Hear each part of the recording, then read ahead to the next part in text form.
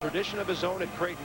8th year, about to grab his 145th win and take his Blue Jays to the NCAA for the 3rd time. And Bob, what it comes down to is if Creighton can make their free throws, and they're awfully good at the charity stripes, 72% for the year, they're going to walk away with this Missouri Valley Conference Tournament title.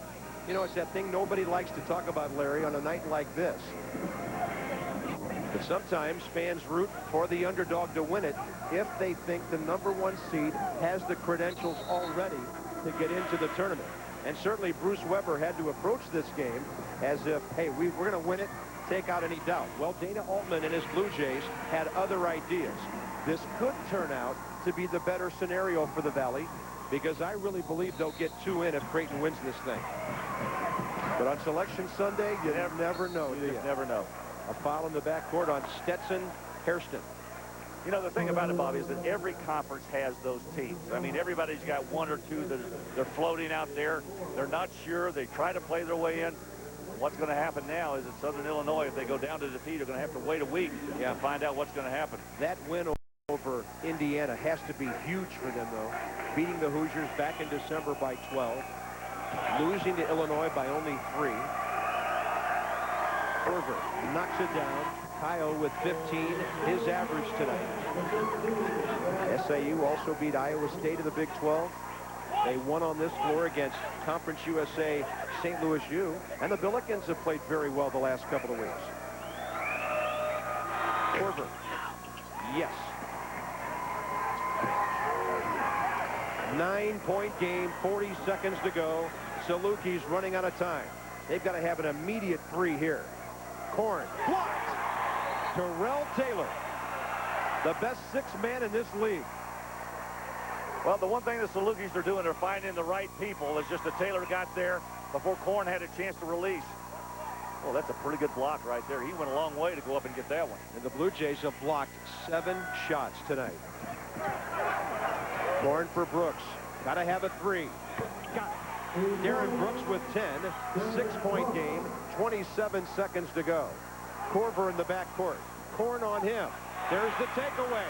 Korn jams it. And now it's a 4-point game. It's a 4-point game. 21 seconds to go. Taylor, backcourt, and a foul on we've got Williams. An intentional foul on the other end up here. Wow. We've got 2 different calls, Bob. We have one underneath that was the personal foul, and we've got an intentional foul right at midcourt. Now, I don't know which one's going to take precedence.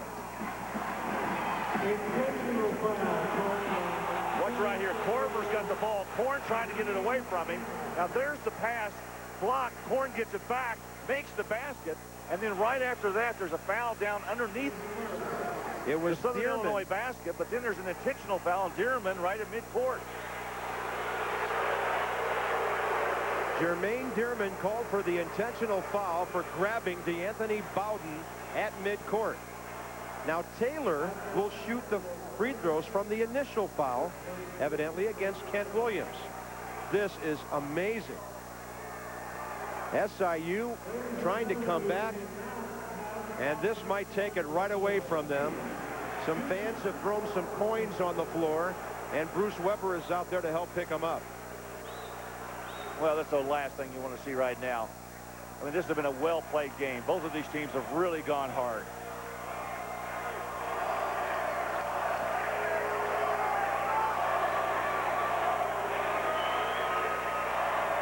Now they lead by 5.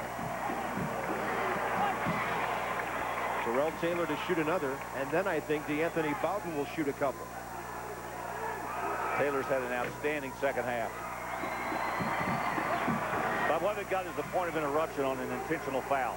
They'll take the ball back out of bounds. The intentional foul is there. Point of interruption gives the ball back to Creighton. So no more free throws, but possession and a timeout for Creighton. And a look of disbelief from Bruce Weber. 18.4 seconds to go. Blue Jays lead at 80-74. And when we're done here, we're going to send you to Chicago for the championship game of the Conference USA Women's Tournament. Number 22 Cincinnati and Tulane How about that for a men-women combination at the University of Cincinnati? Think Bob Goin, the athletic director of Cincinnati, is a little happy right now? I think so. Conference USA's tournament for the men starts Wednesday night. We'll televise St. Louis U and Tulane Wednesday night on ESPN. Here's our reset. Dana Altman, 2 more timeouts. Bruce Weber has none to work with. 18.4 seconds to go in a 2-possession game. And it goes to Taylor. And Dearman fouls in.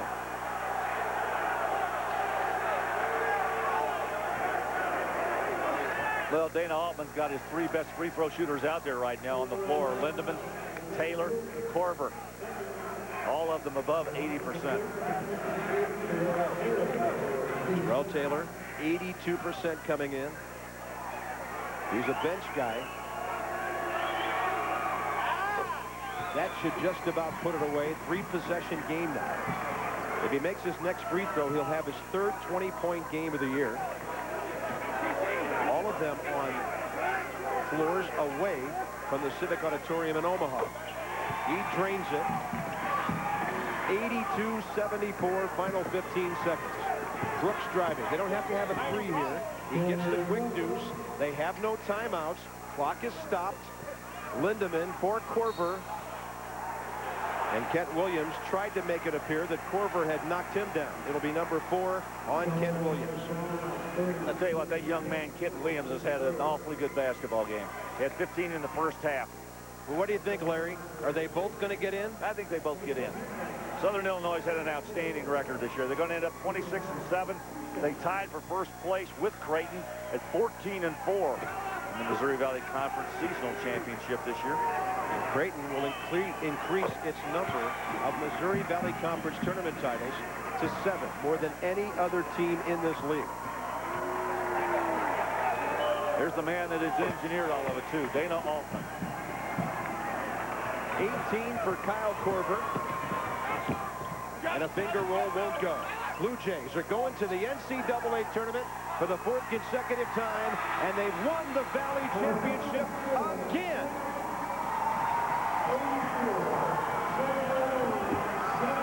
Seven Missouri Valley Conference Tournament championships for the Creighton Blue Jays of Omaha, Nebraska.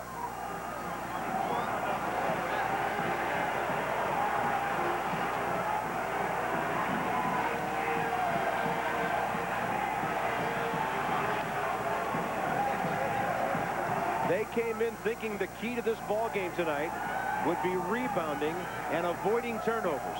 Well, in the first half, they had a lot of turnovers. But tonight, they hang with SIU. They were out-rebounded, but only by 1, 31-30. And that enabled them to get some things done at both ends of the floor. They love to play 94 feet of pressure defense. It paid off. They turned it over 13 times in the first half and only 3 times in the second half. Dana Altman's Blue Jays win it, and they're celebrating in Omaha, Nebraska tonight. The Blue Jays are 22-8, and SIU falls to 26-7 on the year. For Larry Conley and our entire ESPN2 Championship Week crew, Bob Carpenter. Tulane and Cincinnati, the women are coming up next. This has been a presentation of ESPN, the worldwide leader in sports. Log on to ESPN.com. Creighton wins it in St. Louis. NCAA tournament. So who is in? Right now, we've got 7 bids handed out right now. The Colonial, Metro Atlantic, Missouri Valley, Davidson in from the Southern, Florida Atlantic from the Atlantic Sun, Murray State in from Ohio Valley, and Winthrop, the Big South. Digger, 7 bids. How about that, Carl? That's 7 from 65. The old Lawrence Welk show had those bubbles blowing in the background. I mean, we remember Saturday nights. Lawrence You remember, Welk. I don't. Digger, you were a kid when Lawrence Welk was on. Digger joins us. Major conference tournaments getting underway over the next 48 hours. The Big East Wednesday in New York, and the 2 teams that are really in a bit of a trouble is Syracuse and BC. Syracuse plays Seton Hall, and Boston College has Rutgers. So who gets in? Well, I look at what has to happen now for Syracuse. Obviously, they got some issues. They've just lost 8 of their last 12. RPI's 54. The strength of schedule's 82. I think Georgetown's a hot team. That could be the team that can surprise everybody because their bracket with Providence, Miami, and Pitt, they could get it done. But Syracuse's problem's been When they lost to Tennessee on the road, offensive rebounding just killed them. And from that standpoint, they have not been able to get themselves in a position to do what? Score easy points, because teams are getting offensive rebounds. When you play the zone, you get defensive rebounds, you run the break. Now with these other teams scoring, getting points in the paint, Syracuse has to run half-court offense, and that's the real issue, because they don't have a true point guard, and it puts too much pressure on Williams and Shumpert, and that's why they've broken down. I just feel that now they've got to play and win. To do that, they've got to beat Villanova as well as UConn. That is going to be very, very difficult for Jim Boeheim. They're definitely on a bubble, but watch Georgetown. They're going to be the team to beat in New York. No question. Let's move to the ACC. Virginia's got a tough quarterfinal game against NC State. Virginia's got 17 wins overall. They had a nasty finish. They were able to win one game, but couldn't beat Maryland. They're 7-9 in conference. I mean, that's not enough, right? It's not enough, but that conference, to me, has sent teams before, because when you look at a lot of the other conferences with 12 teams, the bottom half of the conference, that's how they get 8, 9, 10 wins. But in the ACC, I feel if you beat Duke the way they beat Duke last week, I think they get in. But a lot of people think they may have to beat NC State to get it done. If not, then I think that that's got to come down to where they are on the bubble. And Pete Gillen knows that losing the games they have lost, they really put themselves in the negative, especially when they lost to Georgia Tech. That was a big one that really hurt them. But when you look at the ACC conference tournament, I just feel that when things happen and Virginia can get hot against NC State, that would ice it. Otherwise, they're a bubble. They have to win that game. All right, the committee has shown its ability to laugh a little bit. They also understand we may have a great player who may leave college very soon in DeJuan Wagner. Does that in any way help a team like Memphis get in, or do they need to continue to win? Memphis has to play and get it done. When you look at what's out there as far as this whole conference is concerned, Rick Pitino can flat-out coach. He did it last week against Cincinnati as well as Charlotte. But when we look at all their combinations of factors, it's going to come down to Charlotte's RPI at 37, strength of schedule 21. Memphis strength of schedule 121, and their RPI is 57. But Louisville's sitting at 62 RPI, strength of schedule 58. On paper, it favors Charlotte. But Memphis obviously got to play well. Cincinnati's got Charlotte in their bracket. We could see a Louisville-Memphis matchup, and then you got problems.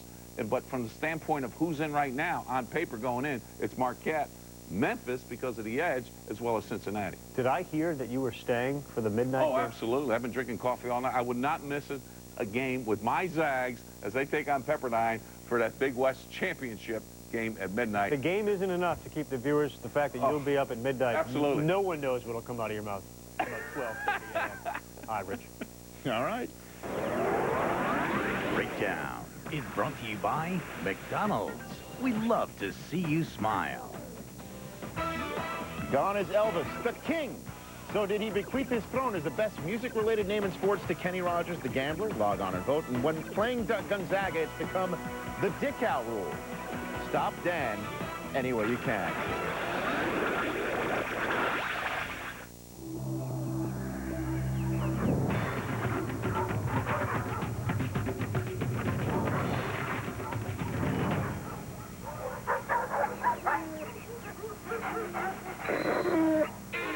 Chrysler Town & Country.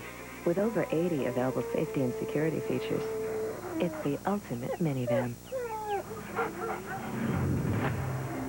Exclusively from Chrysler, our 7-year, 100,000-mile powertrain pledge, because love is a commitment.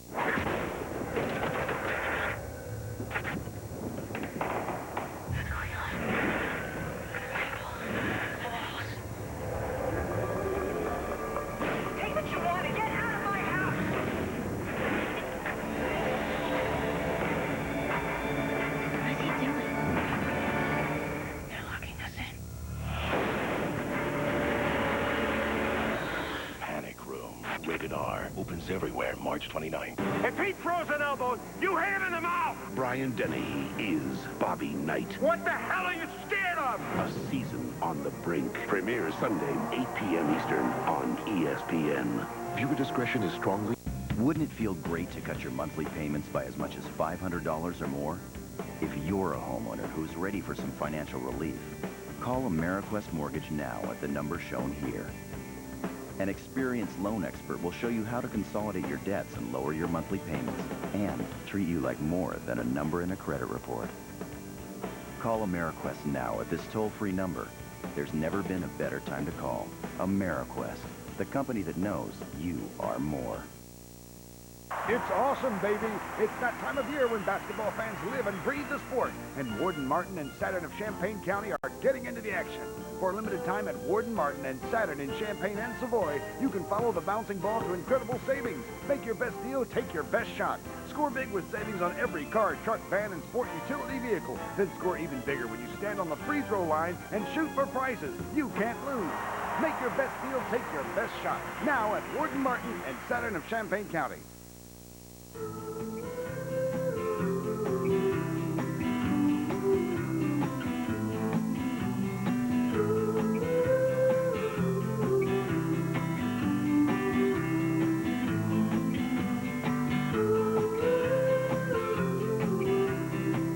There will be a first step, a first word, and of course, a first French fry.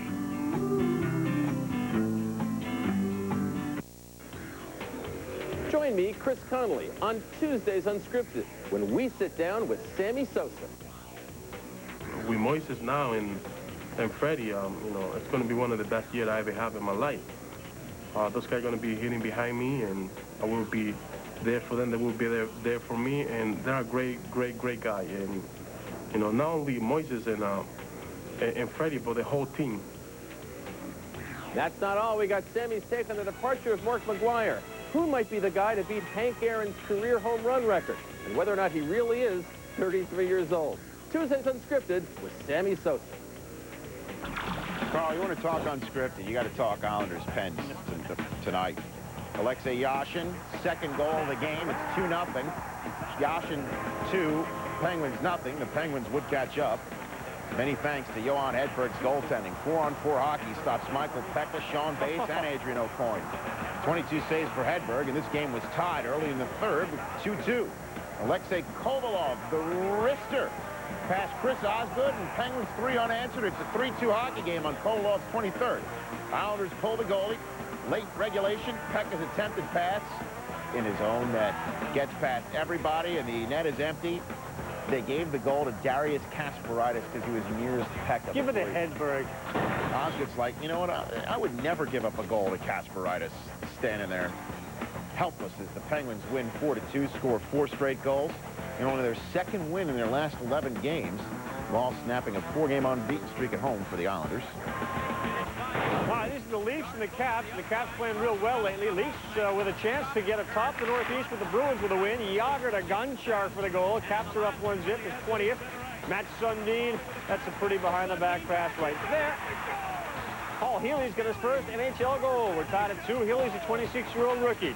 Let's look at the replay and watch Sundin's great pass and Healy in the right spot. Trainer tapes and labels the puck for Mr. Healy.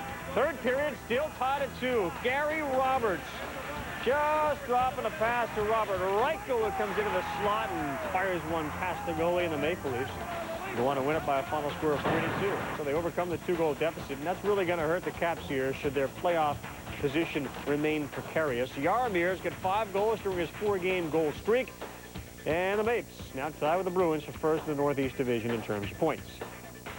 It only took a year for everyone around here to get the school's name right, and quite frankly, some of us still don't have it straight. It's Gonzaga. And it took about 3 years for everyone in America to realize, hey, Gonzaga is pretty good and has made a name for itself. No longer just the place where John Stockton went to school. And that's because Gonzaga has a point guard who has made a name for himself. Dan Dickau in the Sports Center Spotlight.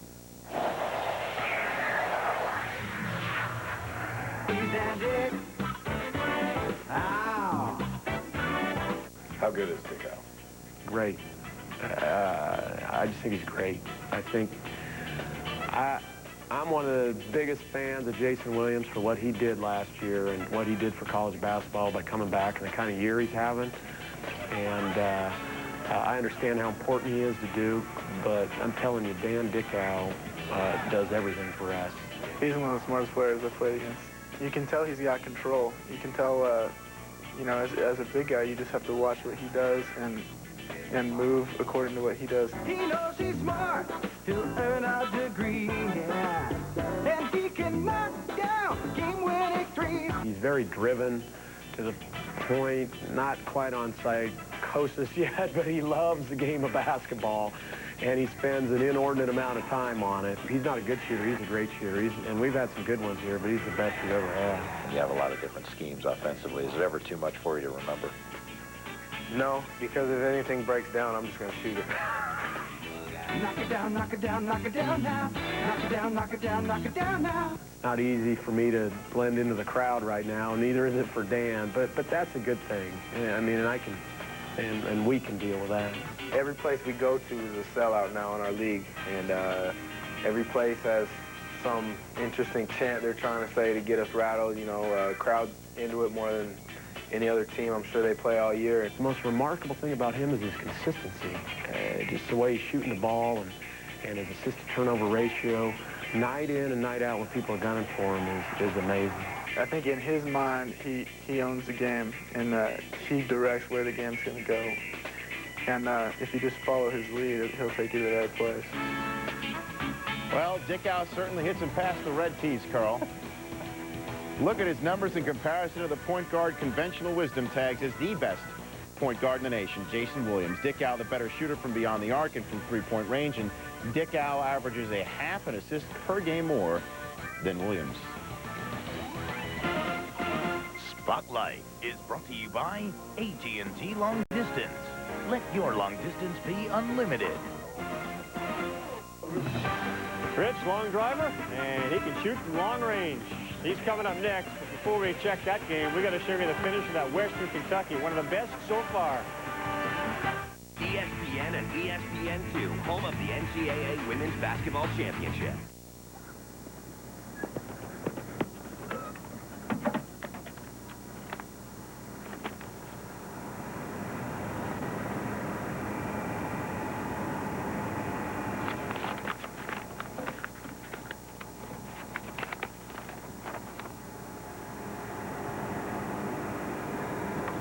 The next 4 years, brought to you by the United States Postal Service. Mom, I got in.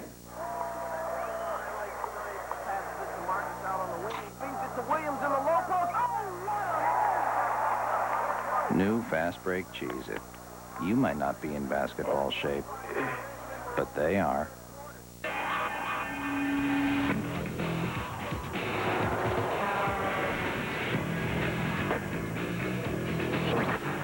At least his feet are comfortable. Wolverine DuraShocks with new compressor technology. The world's most comfortable boots. Guaranteed.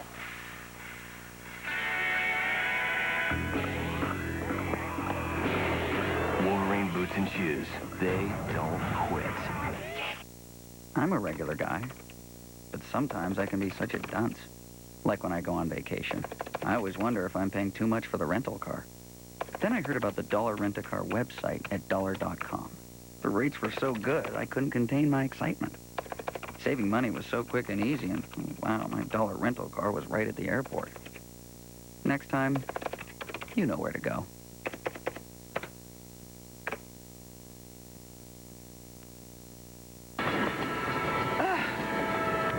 I can't stay here another minute.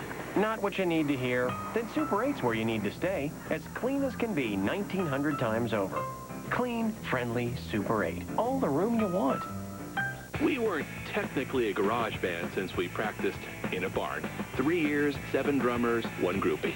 And we never get tired of talking about the whole thing. Introducing AT&T Unlimited. $19.95 a month for unlimited long-distance calls to any of AT&T's 50 million residential long-distance customers.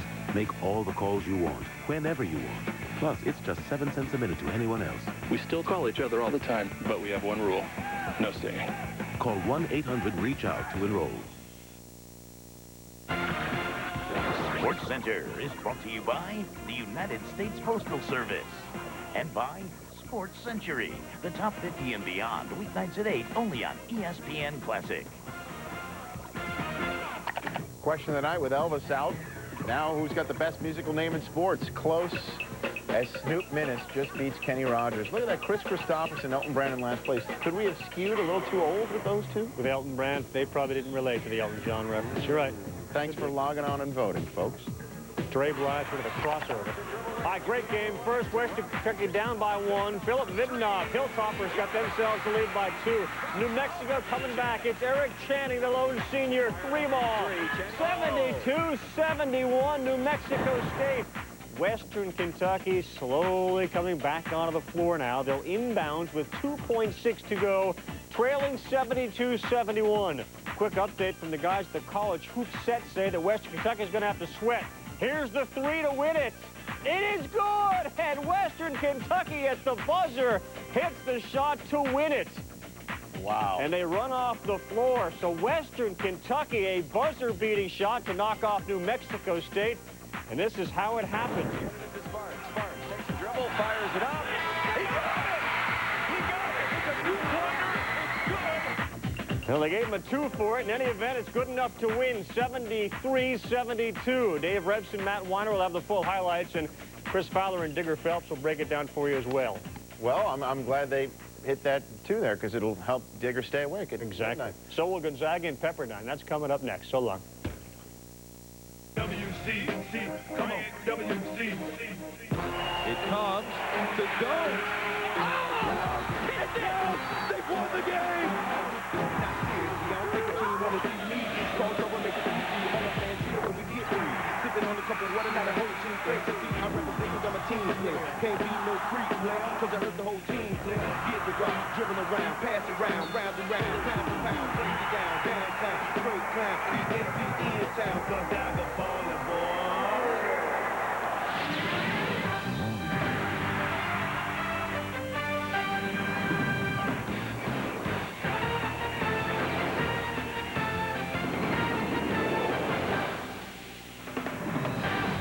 It is the rubber match, the grudge match for the automatic bid from the West Coast Conference. Number 6 Gonzaga, winners of 12 straight against Pepperdine, a team that's lost only once in 02. That was to Gonzaga. They split in the regular season. Welcome to one of the best games you're going to see in championship week. Chris Fowler and Digger Phelps. Digger, we bought the jumbo coffee. He's never up after midnight, but the game is just that big. Comes down to the boards. Forget the coffee. In game 1, Pepperdine dominated by 14. In game 2, Gonzaga dominated by 13. Who controls the boards? Going to control the game. Forget the threes. They're always there. 2 very good offensive teams. Up-tempo should be a lot of fun to watch. Both teams may get the bid if they lose.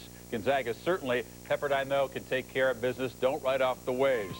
Dan Dickow, the West Coast Conference Player of the Year, and Gonzaga set to battle the waves. When you come back, coming up from San Diego. ESPN's presentation of Championship Week is presented by 7-Up and your local 7-Up bottler. Make 7-Up yours.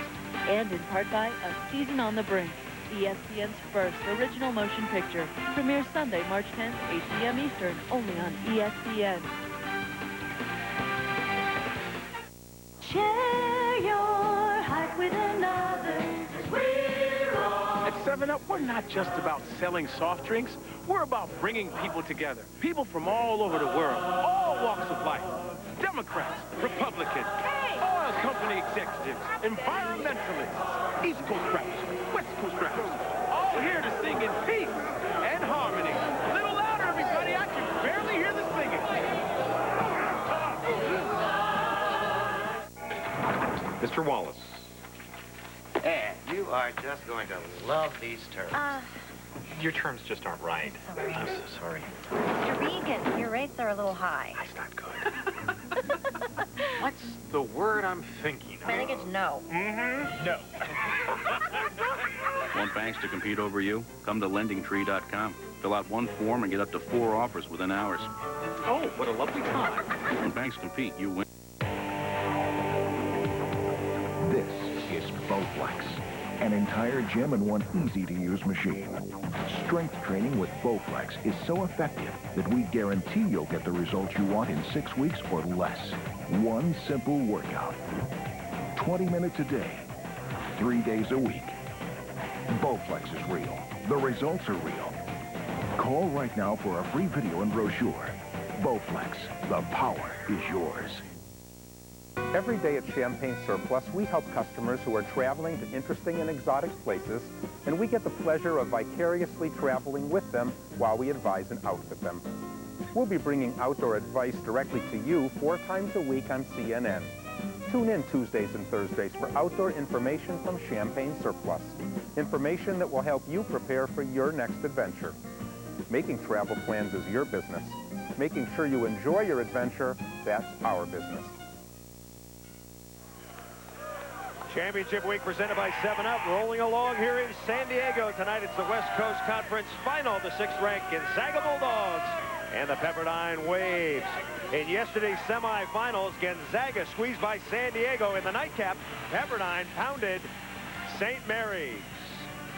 Hi again, everybody, and welcome along with Ann Myers. I'm Chris Marlowe. This time around, no doubt about it, Gonzaga is in, win or lose. The only question this time, how high a seed the Zags will get. Meanwhile, Pepperdine will be in with a win. If Pepperdine loses, however, they still should be in because they have some credentials. Well, Pepperdine is in a roll. Last 2.5 months, 17-1. Big wins against UCLA, USC. One of the 3 losses that Gonzaga has is against this Pepperdine team. Both teams split, one on their home court, and the big difference was rebounding. This is the big rubber match game. Who's going to win the board? 2 outstanding starting lineups for Gonzaga. Dan Dickow, the most valuable player in the West Coast Conference, and his buddy Blake Stepp in the backcourt. Reason, Gord, and Violet up front. Devin Montgomery, the point for Pepperdine. Terrence Johnson, the gifted freshman. Miggins and Brazel are outstanding. Cedric Seward, he may be the key. He's a shot blocker, but he is foul prone. First round won by Pepperdine. The Waves pounding the Zags on the boards. A 14-rebound advantage. And then Gonzaga coming back and beating up Pepperdine on the glass. Dan Dickow, you see what he can do, Ann Myers. Dickow has been unstoppable. He can shoot from all over the floor. He really hides well, runs around screens. You know, we talked about the boards in that first game. Pepperdine had 25 offensive rebounds. We talked to Mark Pugh for Gonzaga before the game, and he said the big difference is rebounding. They lead the nation in rebound margin. And so he feels that his team is just as good at getting the boards as Pepperdine is. He is an unselfish superstar. He's 19th on the Zags' career scoring list. He needs 2 points to pass John Kinlaw and move into 18th. He needs 14 to pass Frank Walter into 17th. Dan Dickow, one of the top point guards in America. We're set, ready to go. Zach Gord jumping against Cedric Seward. And Pepperdine fumbles the ball out of bounds. And so Gonzaga will have it. Chris and Digger mentioned the high-scoring nature of this game. Both teams, the 2 highest-scoring teams in the West Coast Conference, both averaging 81 points a game. It was interesting to watch the shoot-around today. Paul Westfall's team for Pepperdine, they were kind of loose. They were relaxed. And on the other hand, Gonzaga pretty focused in their shoot-around. Blake Stepp. Seward tips the ball over to Brazel, and here come the Waves. Blake Stepp has really been struggling from the floor. He had a big game last night. Seward. You think both these teams are a little nervous? A little bit nervous. There is Mark Pugh, just named the West Coast Conference Coach of the Year for 2002. 80 wins and just 19 losses. And this is only his 3rd year, the 2nd time he's been named the Conference Coach of the Year. We've got a timeout. Both teams very, very nervous. Now check that. They couldn't get it in, so Gonzaga has it. Dickow and Stepp in the backcourt. Now we see some half-court pressure by Pepperdine. Well, and just to get back before we get, they like to press. They put pressure on you, but both these teams handle the ball very well. Paul Westfall has done a tremendous job in his first year here at Pepperdine and what he's gotten these players to accomplish. Zach Gord missed it. Paul Westfall told us before the game, Chris, he wants Gonzaga to get in the middle. He wants them to put the ball on the floor, try and score inside because he's got the shot blocker, Seward, inside. He really makes a difference. Violet got the first basket. Dickow going to the rack. He comes up with it. Dickow seems always to be around the ball, and he averages 3.5 rebounds, and he is fouled. Well, I really find it interesting how people say, well, he's too little. I just cannot buy that as somebody that's been in the game of basketball, and a lot of people have, that see the ability that this kid has and the talent, the knowledge. He's so smart out there. He's a special kid. A lot of people, yes, compare him to Stockton or Steve Nash, but Judd Heathcote, who lives up in that area in Spokane, compares him to a Scott Skiles. Violet got it. So Corey Violet, one of the emerging stars on the West Coast, has Gonzaga's first 4 points. Pepperdine's record is 22-7. Miggins, Pepperdine's best all-around player, misses the rim. And here come the Zags. Miggins only 12 points last night against St. Mary's. At the baseline, Pepperdine turns it over again. Check that. That's a Gonzaga turnover. Here comes Montgomery. Pepperdine just looks a little disorganized. That's the first free shot they've had. Boomer Brazel, who shoots 34%. Pepperdine's on the scoreboard. 4-3 Zags. Pepperdine likes to pressure Gonzaga, especially Dickow, because he's a short guard. Reason in and out. Nice rebound by Zach Gord. Gord blocked, but a foul on Brazel. Pepperdine bringing the ball down very nicely. And you see Brazel wide open in the corner, knocks that one down, shoots 48% from the floor. And then on the other end, they get inside. Brazel looks like he comes up with a clean block. Pepperdine loves to block the shots as they average 5 blocks a game. Zach Gord is a bruiser. 6'8", 250 pounds from Vancouver, Washington. He likens basketball to contact hockey or football. He's a banger. Poor free thrower, though. Well, Gord and Violet both at 6'8", strong inside, both made all conference this year. 6-3. Gonzaga with an early lead.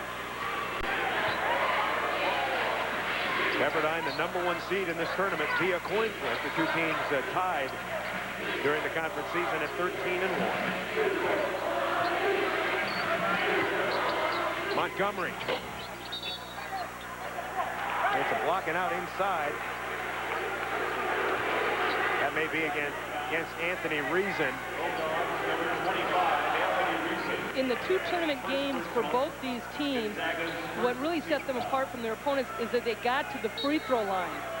Especially last night, Pepperdine against St. Mary's, 18 of 21, 20 of 28 against Portland. Terrence Johnson waves Cole from the outside to open it up.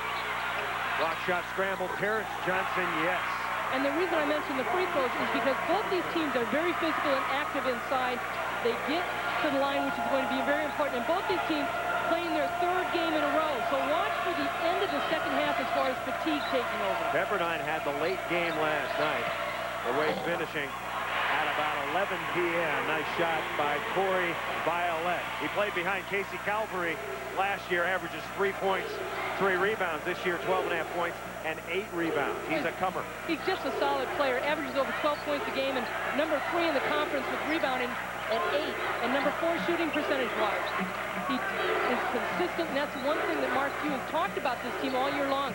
They've been consistent. They don't get up and down. They know what they have to do. Montgomery penetration.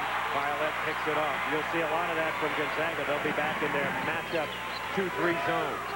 8-5. Gonzaga. Gord blocked, but a foul.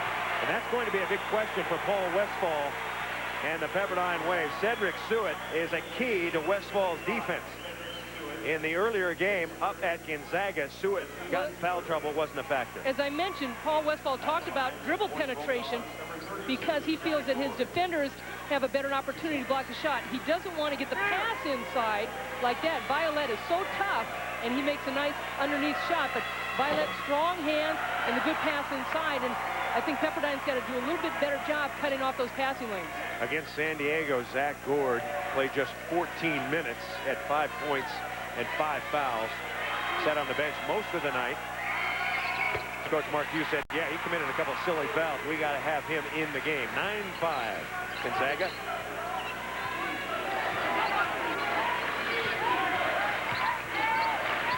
Pepperdine has a lot of weapons. 6 players that average 9 points or more, and that is Boomer Brazel, the junior from Portland, Oregon. That tightens it up to 9-7. Right underneath, somebody forgot about Corey Violet. Violet's got 6 of the 11. Quick passing by Gonzaga. Pepperdine really worked on trying to double down low when that ball got in the corner, but Gonzaga, you can see, is working on their passing. Quick passes. Stewart missed the triple. Here comes Blake Stepp. Long lead, Violet. Blake Stepp coming off his career high against San Diego at 26, and Zach Gord scores easily. So the Zags tearing up Pepperdine's defense early, leading 13-7. Well, Pepperdine really not getting the ball movement, not the ball reversal, a lot of dribbling. Great shot right there by Johnson, knocking that one down wide open, but a little bit more ball movement, but they are so athletic. This is the type of team that Paul Westphal has said, you take your shots when you're open. Terrence Johnson has had an outstanding freshman season. There he goes again. He's fouled. He's shoot 2. Hard foul, but not intentional. Stepp catching up. Blake Stepp, a sophomore, was a West Coast Conference Freshman Player of the Year. Good stepping by Johnson. Long pass, a tough pass to make, and Stepp, to me, it's an intentional foul. So Terrence Johnson, a 66 center, redshirted last year because he would have sat behind Brandon Armstrong, who was a first-round NBA draft choice. First substitution for Pepperdine. Reason goes out, and the energy guy, Alex Hernandez, comes in. And as a senior from Las Vegas. Good look at the numbers for Terrence Johnson. Freshman, played at Duncanville High School in Texas. The offensive player of the year. Brazel got inside, and he throws it away.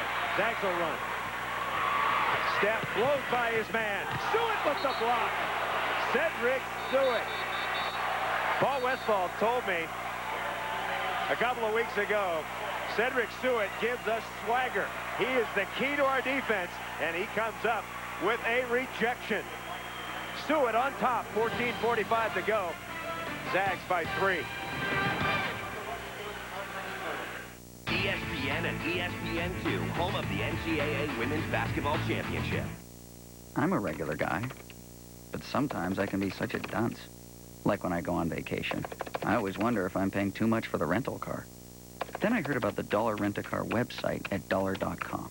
The rates were so good, I couldn't contain my excitement. Saving money was so quick and easy, and wow, my Dollar rental car was right at the airport.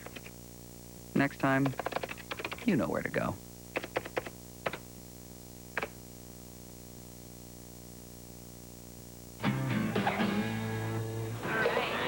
To cool their food, males use a technique known as the reverse blow.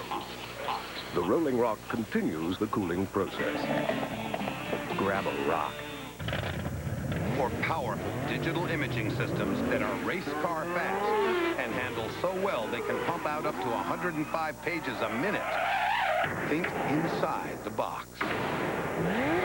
Think Savin. You know, when I was a young man, riding a Harley-Davidson motorcycle, oh, that was all I could think of. I mean, that open road, that rumbling engine, the wind in my face. Oh, Grandpa, you ride a Harley? No, I never got it. I spent the money on aluminum siding instead. Let's go see what Grandma's doing.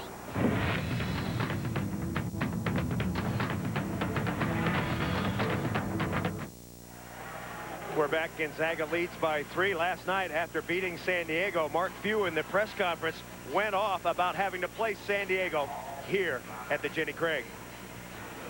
I don't know why our league is so backwards on this. But it's getting harder than heck to look these two kids in the eye. And for 4 years, they're going to have to come down and play their tournament to go to the NCAA tournament on someone else's home floor. And if San Diego wins it next year, I'll be cheering. I'll be happy to come down there. I was more than happy to go to Malibu this year because I knew we were in, and I wanted to give Pepperdine the best advantage they had to get in.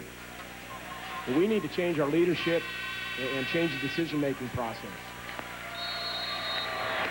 We spoke with West Coast Conference Commissioner Michael Gillerin before the game tonight. He said he'd like to have it at a neutral site. Love to have it at a neutral site, but there aren't many that are appropriate, that are available, Annie, that are feasible. And they've explored every kind of way to try and get it at a neutral site. And they've talked to the coaches. It's not like they haven't been trying. Yep. And you know what? The bottom line is things aren't fair. Somebody's not going to be happy about something. Devin Montgomery on the other end hit the jumper. I suggested why not play it at the Cox Arena over at San Diego State, but apparently the coaches don't want to play it at a neutral site on campus of another conference, the Mountain West. So Mark Few making his Well, there's talk about, you know, going to Spokane. Blake Stepp from distance. And Blake Stepp, unlimited range. He shoots 34% from 3. And Gonzaga leads it 16-12. Gonzaga was down 7 points last night against San Diego. And Blake and Dickow went off and each had 5 3-pointers. They hit 10 3-pointers between the two of them, which was huge in their comeback. That was the first basket scored by anybody else besides Zach Gord and Corey Violet. So Pepperdine responding. Let's go back to Stepp. Well, the hard part in defending this Gonzaga team with Blake Stepp and Dan Dickow is that they have such great range. And there you see Boomer Brazel knocking it down, which he did early, knocking the first basket down for Pepperdine, same spot. So Gonzaga has to be aware that he likes to set up in that area and try and put a little bit more pressure on him. Here goes Stepp. Pitch it over to Hernandez. Roni Turioff is in. And let's see, Turioff may have traveled. Roni Turioff, he's been a key to this Gonzaga squad. He's from Martinique, a little island in the Caribbean under French influence that was discovered by Columbus back in 1494. I bet you didn't know that, Ed Myers. No, he had 19 minutes last night. They were huge. He had 11 points and 7 rebounds. That was real big. Terrence Johnson in and out. Nice rebound. Stewart, he tries to dunk and he's blocked. Rebound, no. Violet has it. Violet averaging 8 a game. Dickow on the run, and he's fouled by Montgomery. Boy, some rough play inside. Well, missed opportunity by the Waves. Stewart going down, and he's distracted, obviously, misses the dunk, and then just great hustle by Gonzaga and off to the races.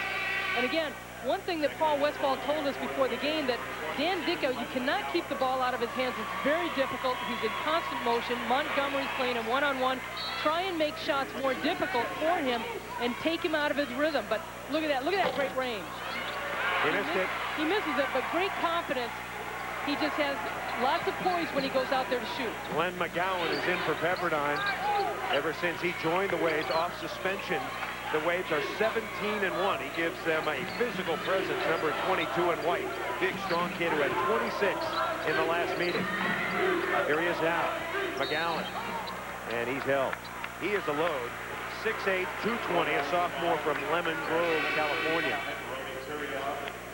As we mentioned, Gonzaga and Pepperdine playing for the 3rd time. Stepp is going to get his first rest.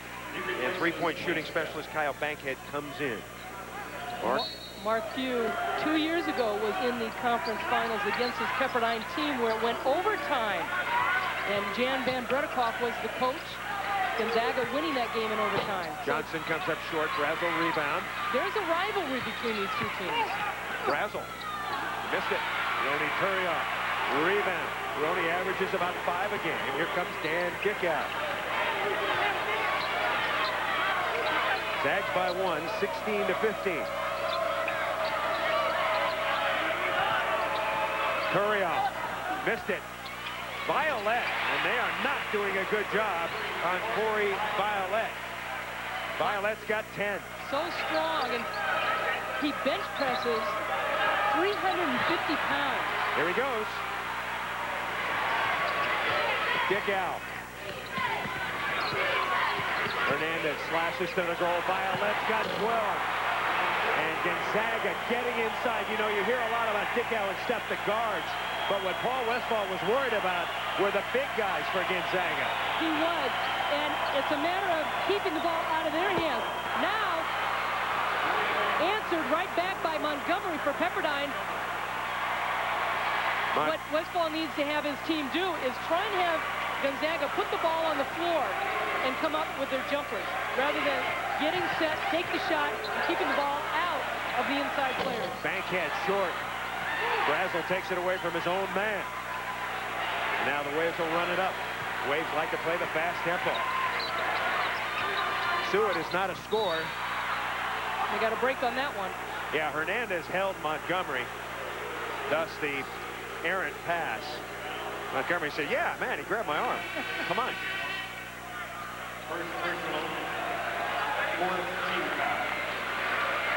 There is an official timeout. 11:06 to play first half.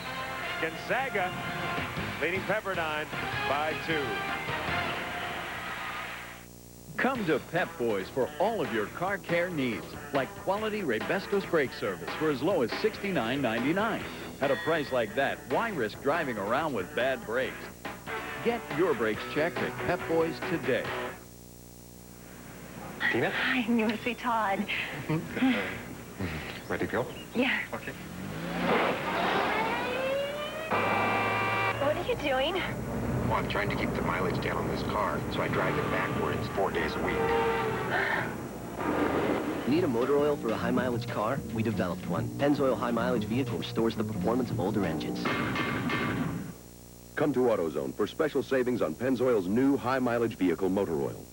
In his new movie, Josh Hartnett is on a 40-day, 40-night dry spell. In ESPN's What a Dry Spell sweepstakes, it's easier on you. Log on to ESPN.com/contests and test your sports dry spell trivia. You could win a sports fantasy weekend. Look for 40 Days and 40 Nights in theaters March 1st.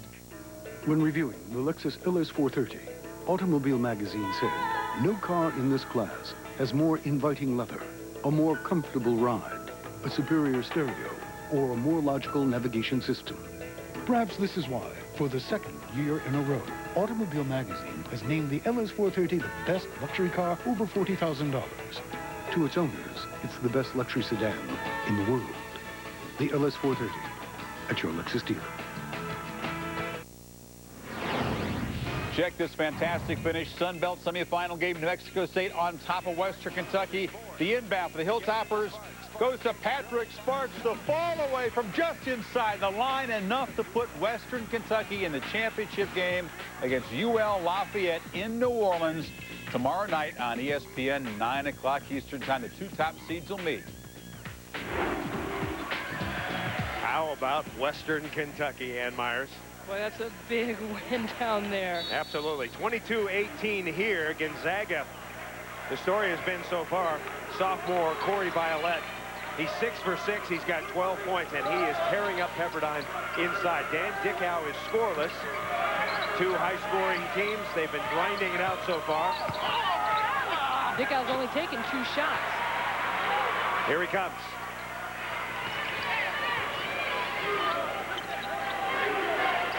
And then for Pepperdine, it's been Brazel on the other end. He's 2 for 2 from three-point range. Montgomery holds up for 3. Strong rebound by Hernandez. The rebounding has been very even so far in this first half. Dickow, still cold. Rebound to Stewart. Stewart, an improved rebounder this year. Oh, nice defense. Kyle Bankhead with some great anticipation. 2018, Gonzaga. Dickow forcing a bit. Bankhead led the West Coast Conference in three-point shooting last year. And Zach Gordon, you know, he's not pretty, Ann Myers, but he is effective. Well, he just really recognized that the defense was sloughing off, didn't have the passing lane, came right down the middle.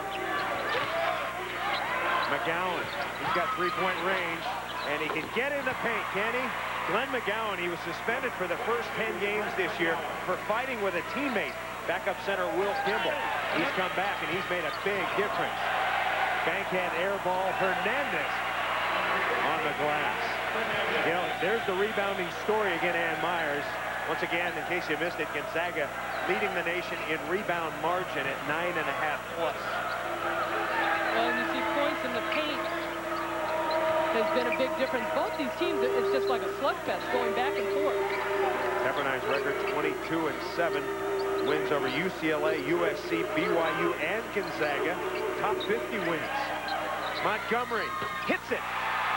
Devin Montgomery, a junior from Mission Hills, California, and the Waves pulled it within 1. Coming into this game, he shoots 50% from three-point range. And the hard part for Pepperdine, they would like to press, but Gonzaga's doing such a good job getting the ball out quickly after the made basket. Well, it's kind of interesting. The Zags are doing Bankhead for 3. He nails it. Kyle Bankhead shoots 40.5%. And the Zags back up by 4. I was about to say that Pepperdine's doing a good job of guarding the perimeter guys, but the inside guys are wide open. Well, it's raining threes, and what happens is you guard the inside guys, and the perimeter starts hitting. Well, you go outside the perimeter, and then the inside's open. Greg Lewis, the dynamic scorer, is in. Devin Montgomery. So Montgomery, who started his career at Duquesne, was the top freshman in the A-10. He's got 11 here in the first half. 27-26. Back and forth we go. Dickow gets some separation. And Dan Dickow has 1,072 points. He's just moved into 18th on the all-time list. He can go up even higher tonight.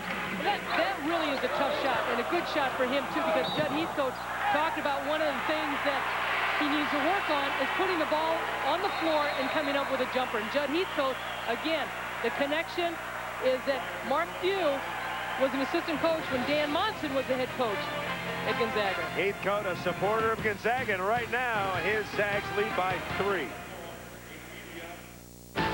For 1 week a year, nothing matters except this. Are you serious? That's a coach's dream. Championship Week, presented by 7-Up, continues on ESPN and ESPN2.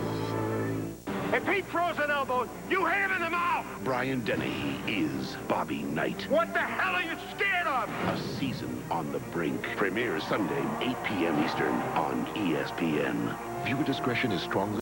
Menards is your headquarters for beautiful ceilings and floors by Armstrong. Give your rooms a unique look with country classic tongue and groove ceiling planks. They can be left as is or stained to simulate a wood ceiling. On sale 79 cents a square foot. And check out our hottest new laminate flooring. It's not only wear, stain, and scratch resistant, the interlocking design means no glue, no mess, no cleanup. On sale $2.19 a square foot. Get more floor for the money at Menards. Save big money at Menards.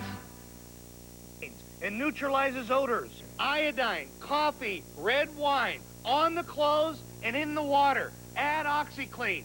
It removes the stains without the damaging effects of chlorine. Call now and you'll get a whopping 4-pound bucket of OxyClean. The squirt bottle and the super chamois, not $20, only $9.99. Here's how to order. Call to order the 4-pound bucket of OxyClean for only $9.99. You'll also get the squirt bottle and super chamois with your order. Call 1-800-851-4455. Call now.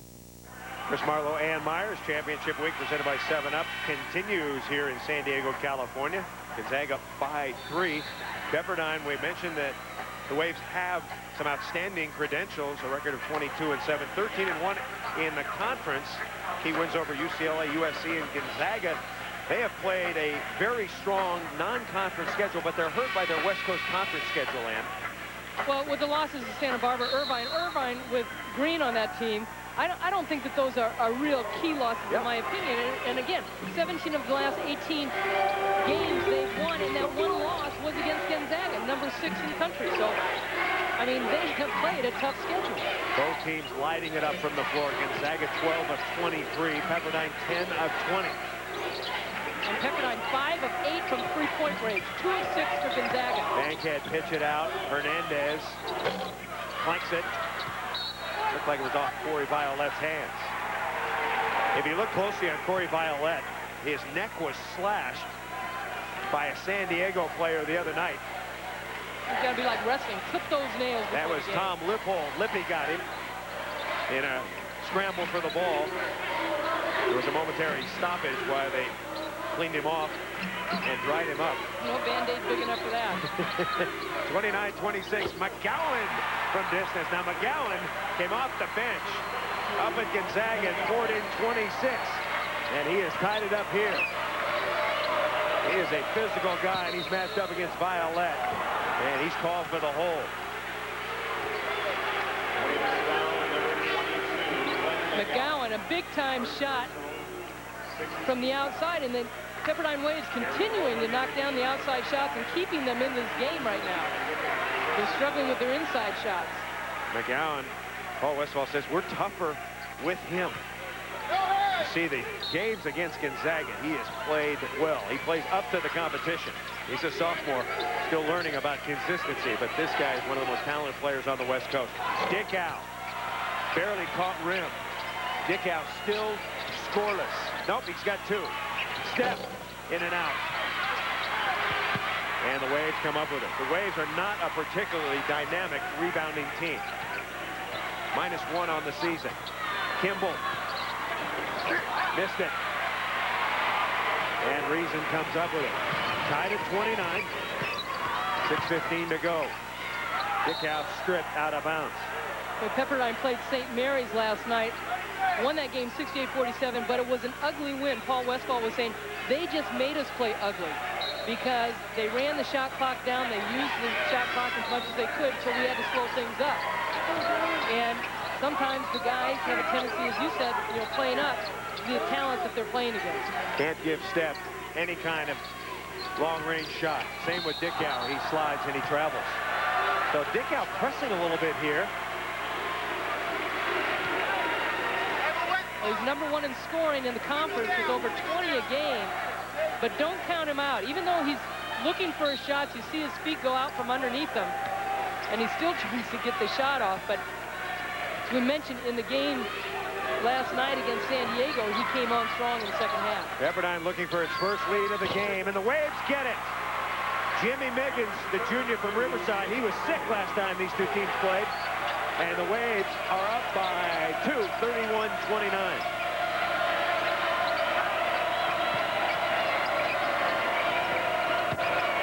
Stripped. Nice play by Pepperdine. Miggins has it. Ahead to Lewis. And the Waves open up a 4-point lead. Pepperdine has done a great job on the Gonzaga guard so far. Well, they're putting pressure on them, but they've done an even better job inside. That's one of the few shots. They tried to push Violet out. Wasn't really a clean shot, but they foul him. But Pepperdine has taken the ball out of the middle for Gonzaga. And then on the outside, though, they're getting good looks. Gonzaga not getting the chance to put pressure on. Pepperdine likes to run, and Lewis just rakes a really nice shot underneath to finish it off. And that's what Paul Westphal would like to have his team do a lot more, is get into the running game. Paul Westphal told me that he's a big admirer of Corey Violet. In fact, he told me that Corey Violet may have a longer NBA career That's right. than Dan Dickow. He likes him so much as a power forward. He's rough and tumble. He can shoot. He's light on his feet. And he says he is going to be a factor. Keep in mind, Violet, just a sophomore. That's right. He's still growing. He's young. 33-31. Pepperdine. Violet with 14 first half points. Colbert got the bounce. Gary Colbert, the backup point guard. Pepperdine's got a lot of depth and a lot of quickness. Biggest Pepperdine lead has been 4. Stepp. You know, he hit one about 2 feet farther out against San Diego. It was 79-77, clock running down. Stepp hits about a 26-footer to ice it against the Toreros.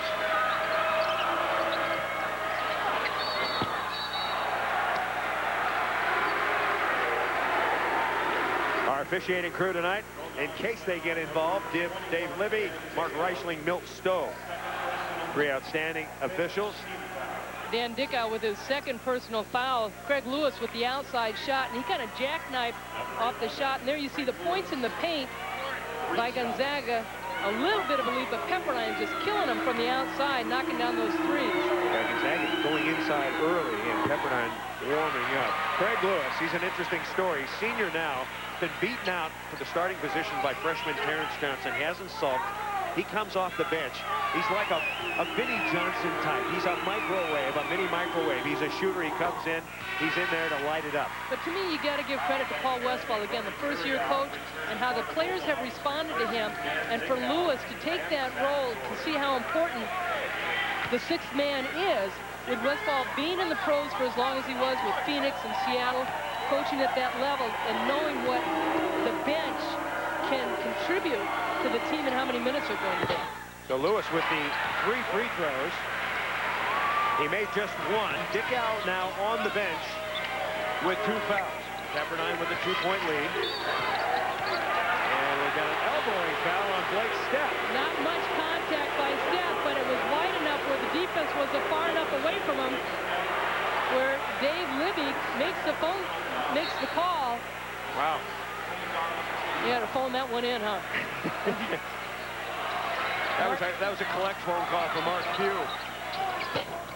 Miggins rims in and out, and we've got a push underneath.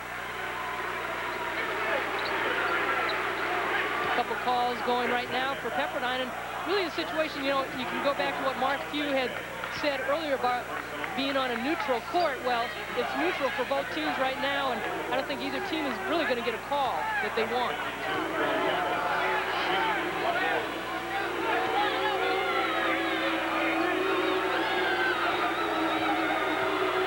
Kyle Bankhead gets the foul. Will Kimball, sophomore from San Bernardino.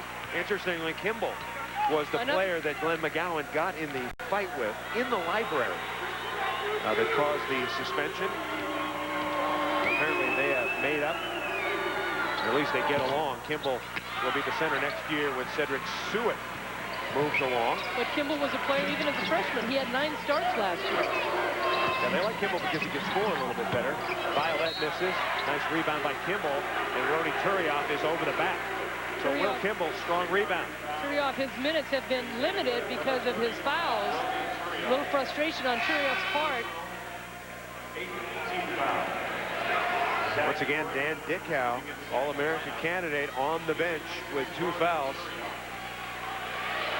He scored 2 points while he was in.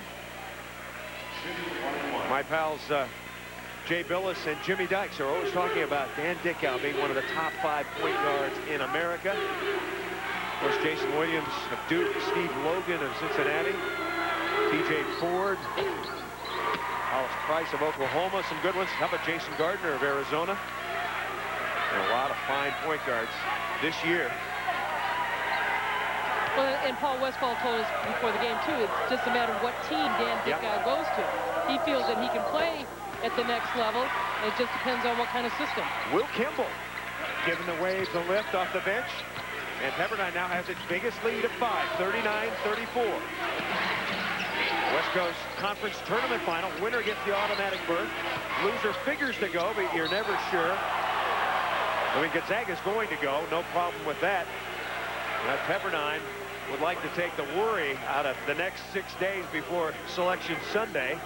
Well, I was watching where Paul Westphal was. I thought he was going to walk past the bench and out the door off this call. The Pepperdine bench was just up in arms. They thought it was a clean block by Kimball, and they're calling it tight inside. 2 shots for Zach Gord.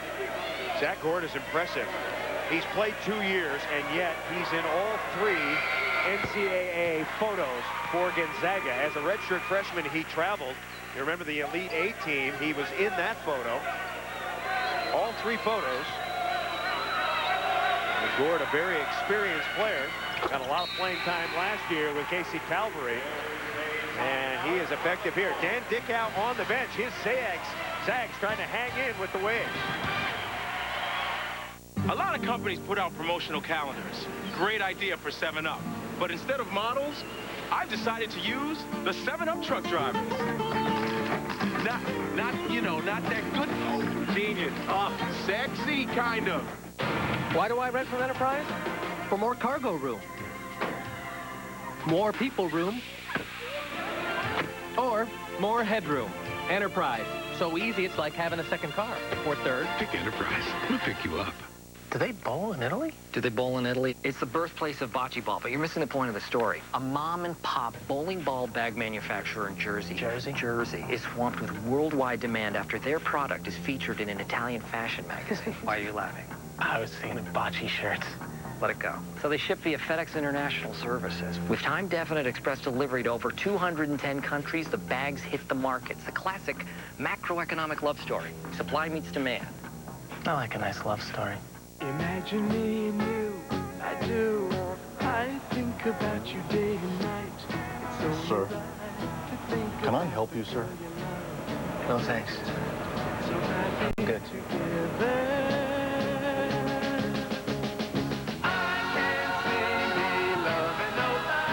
Lobsterfest is back. Dive into Red Lobster's mouth-watering celebration of your favorite lobster dishes and succulent new creations, starting at just $10.99. Red Lobster, go overboard. We're back. Pepperdine leading Gonzaga by 3. Tomorrow, championship week presented by 7-Up continues with 3 conference tournament title games on ESPN and ESPN2 on ESPN at 7 Eastern. The Horizon Conference Championship, Illinois Chicago against Loyola Chicago. Then at 9 Eastern, the Sun Belt's Conference Championship Number 21, Western Kentucky, moving along on the buzzer beater. Takes on Louisiana Lafayette on ESPN2 at 9:30. Valpo takes on IUPUI in the Mid-Con. Indiana University, Purdue at Indianapolis, in case you're wondering. Valpo, IUPUI. Chris Marlowe along with Hall of Famer Ann Myers. We're in the West Coast Conference. Pepperdine and Gonzaga. Cedric Sewitt is back in, and he rams one. Coming out of that timeout, Pepperdine shooting over 53% and 6 of 9 from three-point range. Only 30% three-pointers for Gonzaga. Both teams have had 5-point leads. Dan Dickow is on the bench with 2 fouls here in the first half. Waves lead at 41-38 now. Buckout rebounding is going to be important in this game. Gonzaga leads at 16-14 coming out of that timeout. I think where the momentum started to turn when Pepperdine inserted Glenn McGowan into the game. McGowan hit a couple big shots, a big 3, a couple of rebounds. Here comes Kyle Bankhead.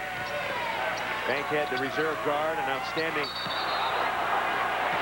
And we got a travel. Was that on Gord or Violette? Well, Mark Few cannot believe it, but they call it on Violette. He gets great position on Sewitt and just turns Sewitt all the way around. We were blocked out by the officials, so it was tough to see. There is a huge contingent of Gonzaga fans here. We're at the Jenny Craig Pavilion here in San Diego, the home of the Toreros. Along with Ann Myers, I'm Chris Marlowe. Pepperdine leading by 3, but it's a pro-Gonzaga crowd now.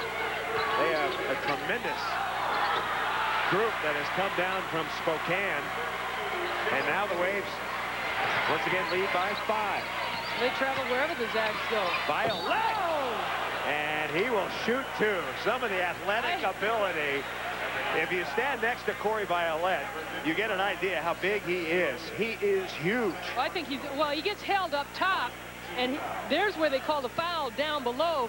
I think he was mad on the last play also, but it shows you his athletic ability. And Mark Few talked about Corey Violette as far as he's big, but don't take away his athleticism. He's a big athlete, and he's strong, and he proved it right there, what he's capable of doing.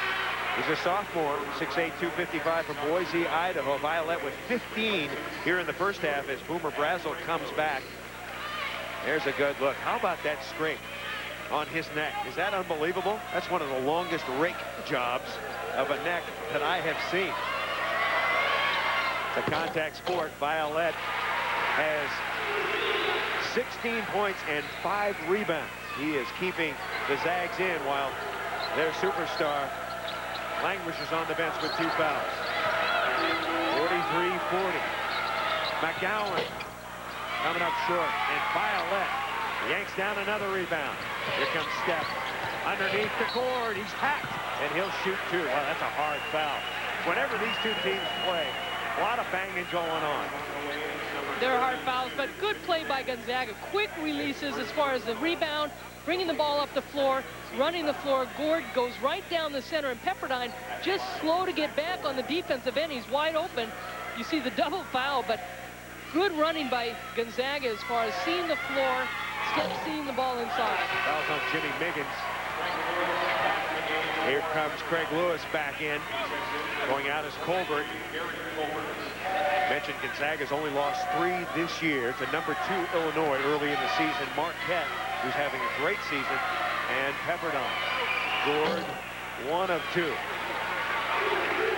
And Mark Few said when they lost to Pepperdine, right after the game, all Dan Dickow did was shoot the ball. He worked on a shot, and that's the kind of dedication he has with the game. McGowan went right around his man,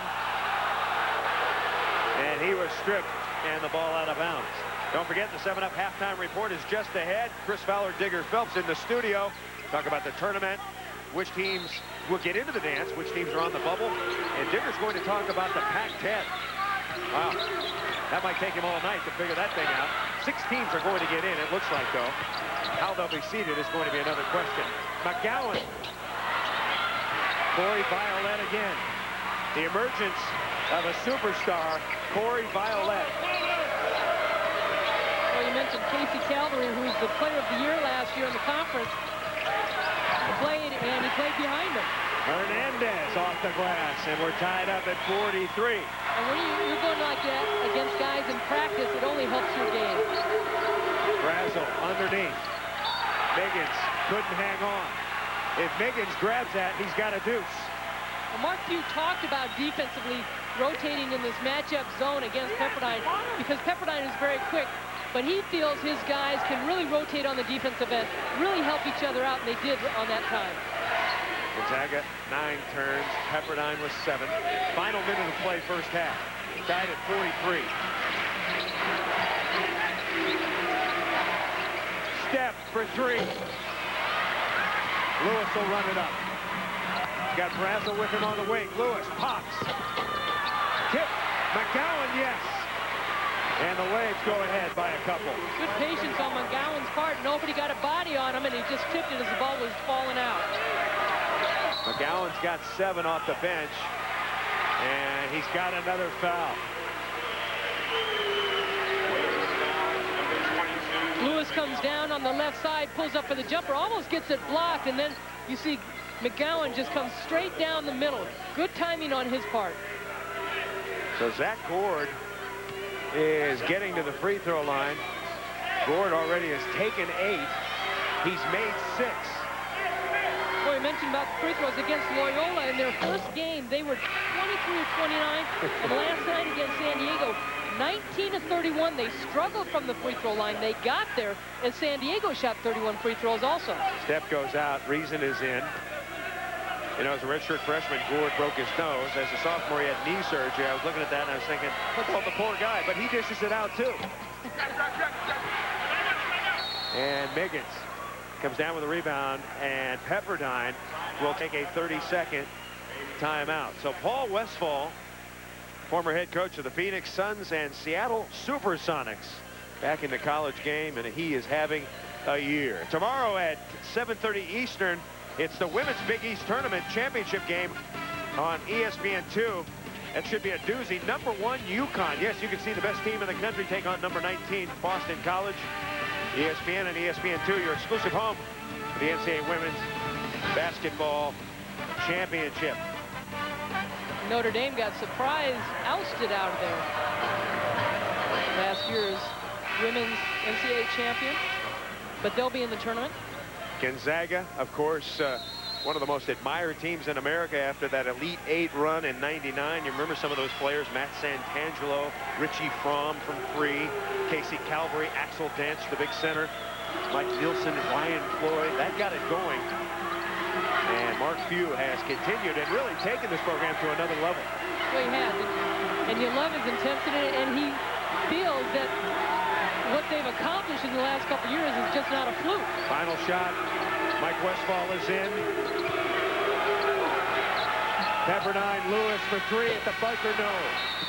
So Pepperdine got the shot they wanted. It didn't go in. At half, Pepperdine leading Gonzaga 45-44. Let's go to the studio. Chris and Digger. It's a close one out here. It's what we hoped for, what we expected. Close, high scoring, a little bit nasty. It'll be a good second half, Digger. Second half's going to come down to this. I think points in the paint been big for the Zags to start this. But in the second half, watch Step as well as Dickhouse start shooting the threes. They were down last night by 7. Came back in the second half. The threes really burned because of the points in the paint in the first half. Well, plenty coming up on the 7-Up halftime report in St. Louis at the MVC. They call it Arch Madness. Highlights of that, plus we'll look ahead to the Pac-10 tournament in Los Angeles. ESPN's presentation of Championship Week, presented by 7-Up, is brought to you by Beechwood Aged Budweiser, with the crisp, clean, and refreshing taste known only to the king of beers.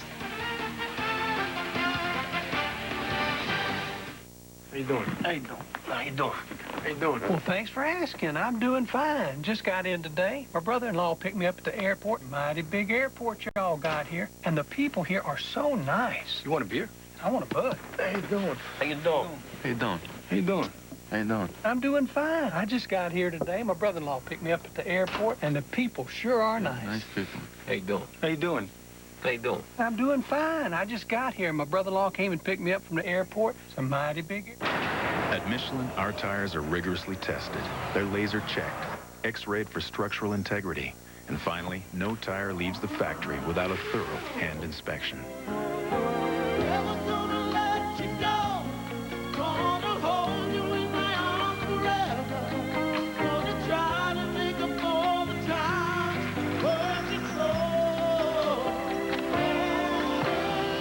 Michelin, because so much is riding on your tires.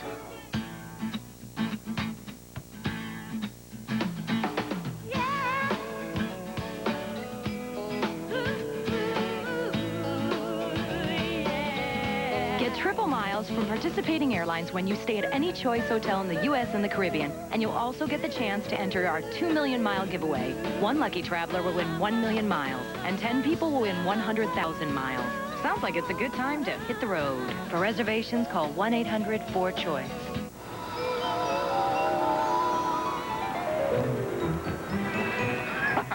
With document distribution from Canon, you can send a document to different locations instantly. Print it in one office, email it to another, and send volumes somewhere else. All at the same time. Hey, welcome to the new office. It's business accelerated. Pay gym membership, $55. Pay cable and phone bill, $83. Pay newspaper, internet, electric, gas, renters, and book club, DVD club, train pass, $220. Not needing a reminder for monthly bills? Priceless. Pay your monthly bills automatically and have less to remember. Learn how at MasterCard.com. There are some things money can't buy. For everything else, there's MasterCard. Oh, joy. You spied someone breathtaking. Anything? Breath. Mine? Bad? Teeth? Not white. So he'll just admire me from afar. Get back.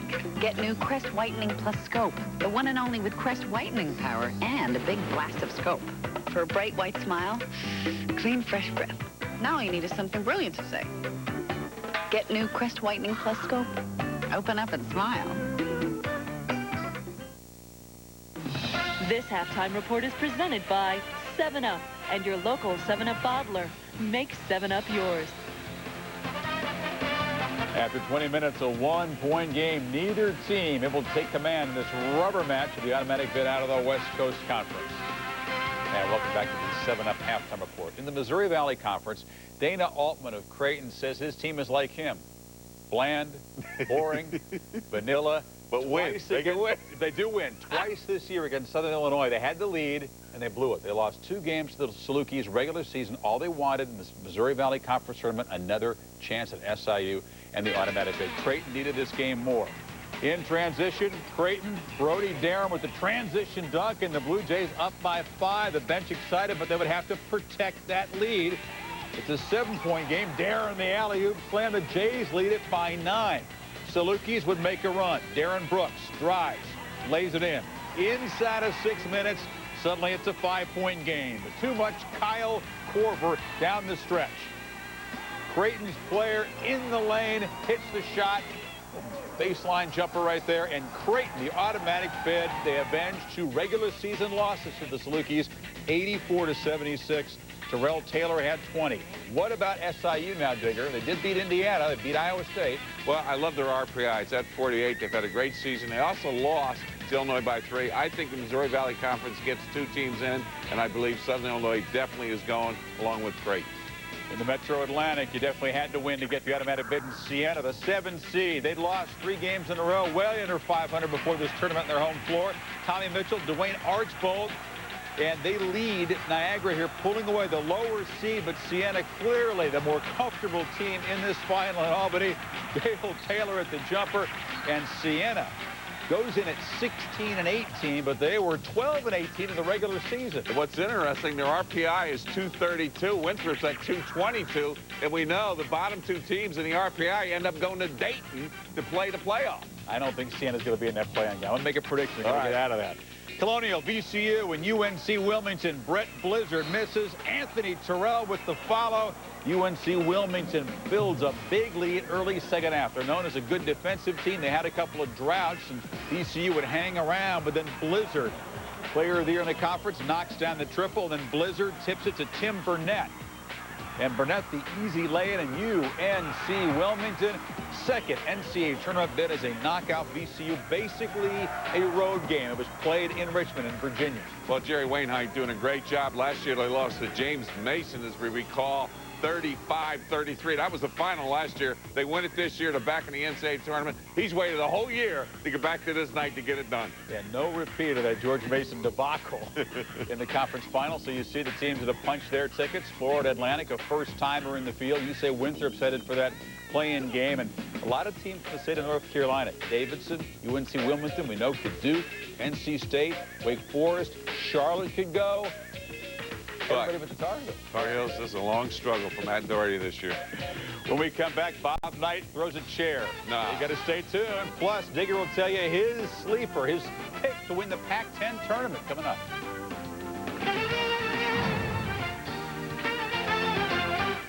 A lot of companies put out promotional calendars. Great idea for 7-Up. But instead of models, I've decided to use the 7-Up truck drivers. It's all you, baby. It's all you. Love the camera. Yes, very sweet, elegant. You're trying to escape. You're trying to get out. Not that good. Exit! That's genius. Sexy, kind of. Seattle is surrounded by water. And then it rains. And that means car accidents. When that happens, are you going to have a State Farm agent who knows you personally? Or are you going to have no agent and hope for the best?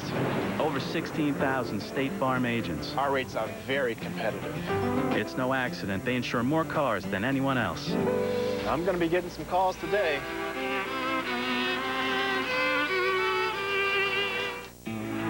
As we're making our way up the hill, I can hear gunshots echoing in the distance. Let's go, soldiers. You will not have a whole lot of time. Spurs, once you had that magazine.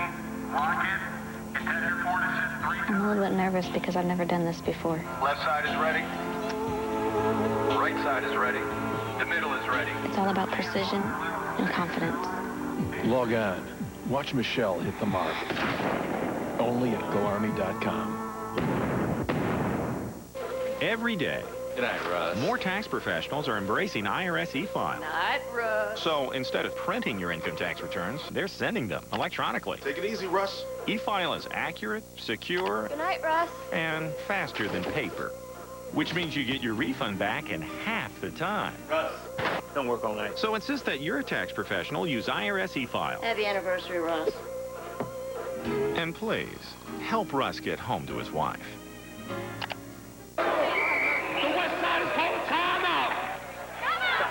Down by 3.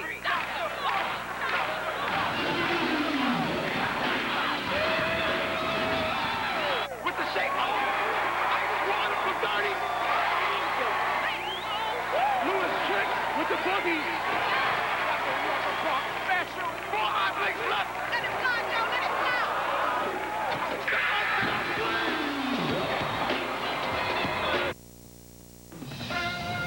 And welcome back to the 7-Up halftime report. West Coast Conference Championship game. Dan Dickow, player of the year in the league, only 2 points, 1 for 5 in the first half, but still the Bulldogs down by only a point to Pepperdine. Well, Bob Knight takes out his frustrations on a chair. Does that sound familiar? Well, there's actually a light moment today at a press conference for Texas Tech in Lubbock. Check it out. Yeah, and we beat one of them. Yeah, we beat one of them. So all of that's pretty good. And yet,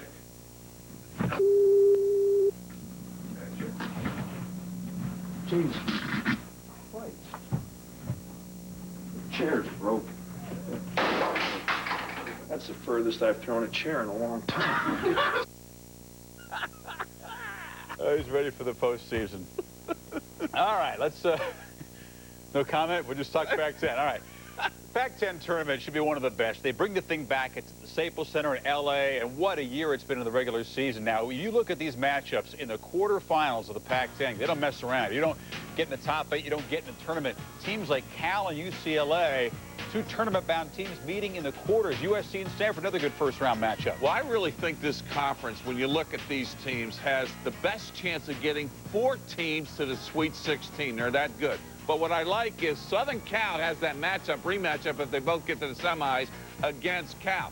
And the Southern Cal team was in the final 8 last year. So Henry Bibby knows against Oregon. I'm sorry. Oregon and Southern Cal can meet in the semis. That's a payback game from what happened this week when Oregon won by 2 in the last minutes of that game.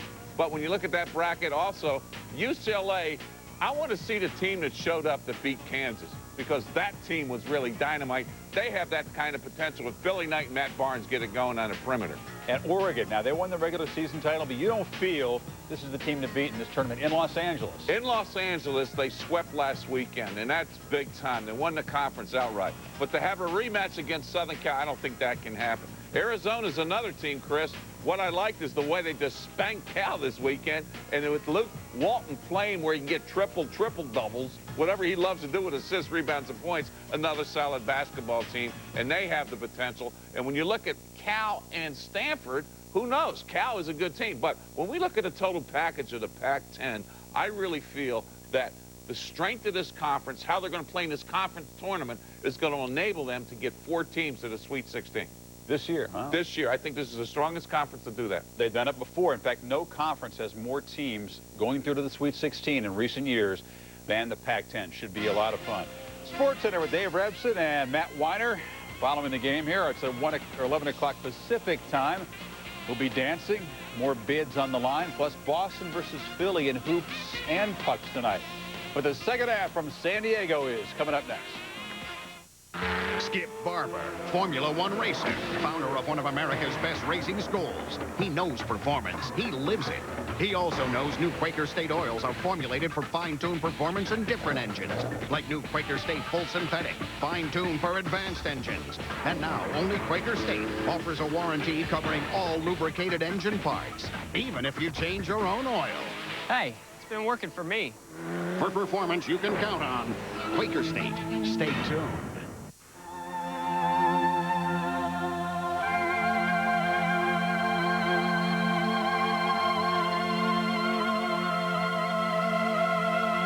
I like to look at things of beauty. They make me dream. They make me wish. They make me smile. The all-new Lexus ES 300. A new world of luxury.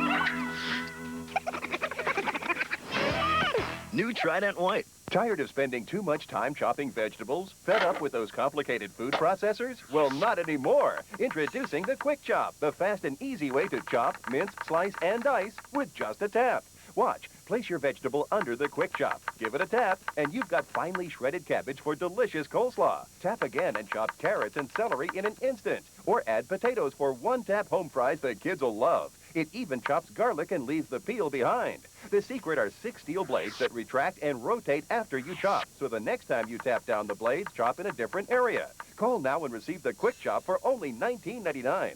We'll also include this amazing folding chopping board to funnel your ingredients right into the pan. Yours free. Call right now and you get a second Quick Chop and folding chopping board absolutely free. That's a $60 value, all yours for just $19.99. Call now. Call and order the amazing Quick Chop for $19.99, and as a special TV offer, we'll double your order while supplies last. Call the number on your screen now. ESPN's presentation of Championship Week, presented by 7-Up, is brought to you by Quaker State. For the performance you want, Quaker State. Stay tuned.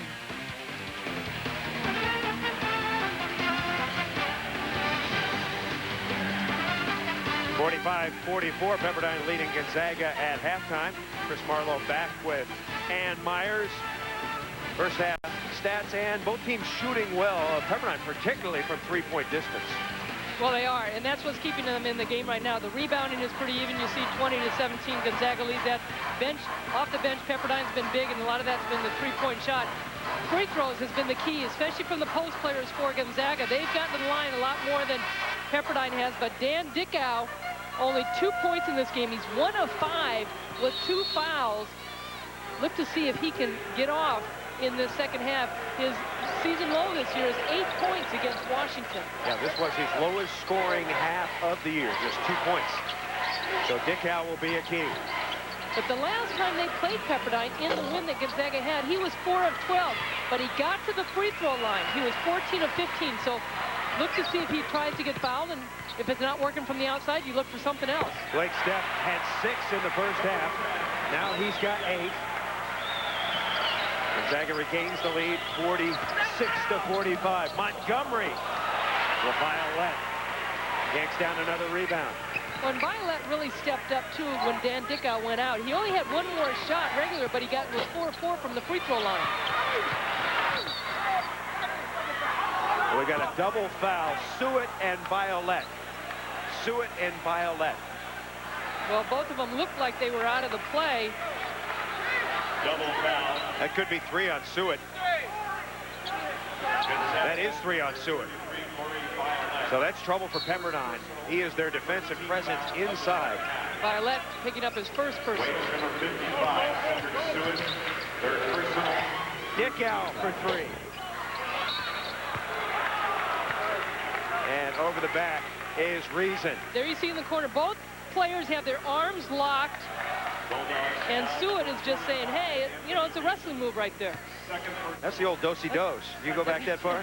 Do-si-do with your left, left for the old left. The other way. 7 teams have qualified for the NCAA tournament. Number 8 goes in tonight. The winner of this one gets the automatic bid. Pepperdine Waves. Terrence Johnson, the freshman. Well, Pepperdine would like to win this game only to shut people up, to say, why is there even any question that they're not going to be in the NCAA? I just don't see them as a bubble team. They got to go in. Gord is doubled. Reason hang. And Reason will shoot 2.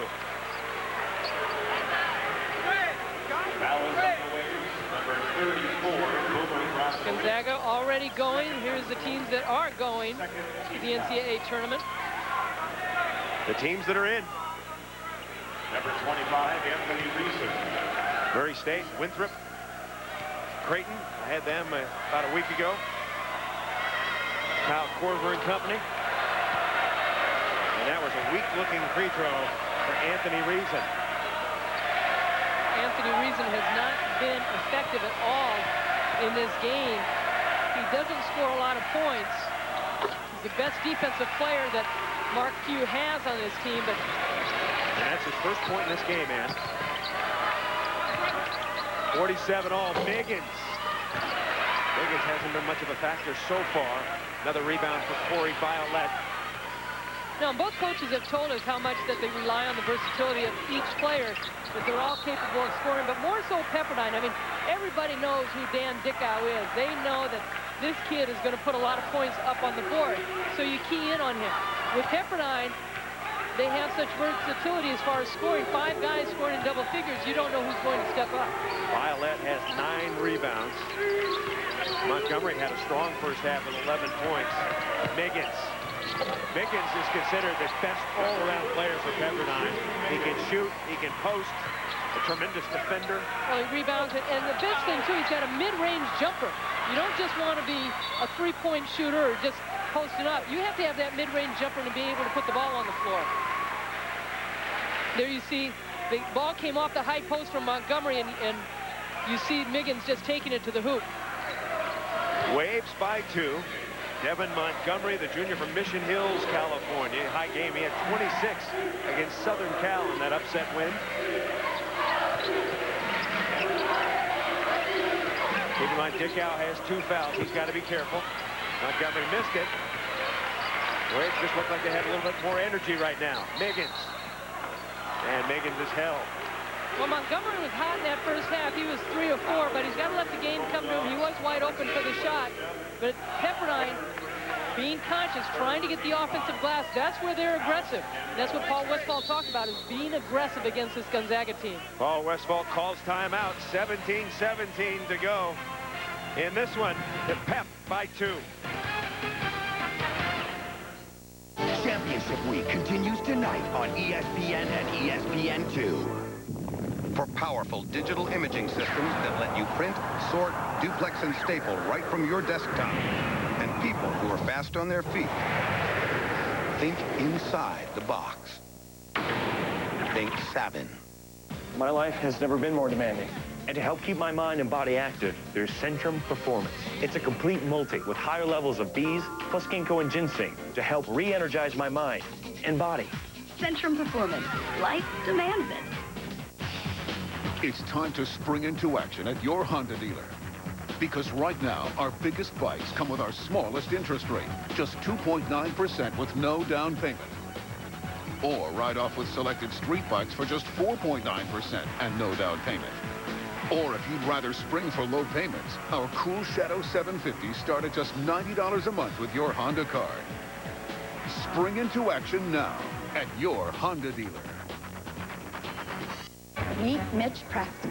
It's a new TV series. Get that camera out of here! He's Dirty Harry. Can I give him a partner? About two real cops. I go by the name of Trace Sellers. They're not just making a show. Stay out of my way and I won't shoot you. They're making a scene. Better watch your mouth. What are you going to do, wrap me up in caution tape? Robert De Niro. I like his instincts. Eddie Murphy. Showtime. Showtime. That's the stupidest thing I ever heard. Rated PG-13. Starts Friday, March 15th. Chris Marlowe back with Ann Myers, the West Coast Championship Tournament game. So far, Dan Dickau held to just 2 points. How do you get Dan Dickau off now? Well, I think you got to isolate him. He's a team player. He leads the team in assists with almost 5 a game, but they've got to start isolating him. Let him get to the free throw line, do some one-on-one stuff, set some good picks for him, but he's struggling with his shot, so he's not going to take his team out of it either. He's going to get everybody involved. The West Coast Conference Player of the Year. The Zags need him now. 49-47 Pepperdine. Step, collision, Montgomery. There it goes. Dickau's got it. Dickau off his foot, out of bounds. It bounced right off Dickau's foot, out of bounds.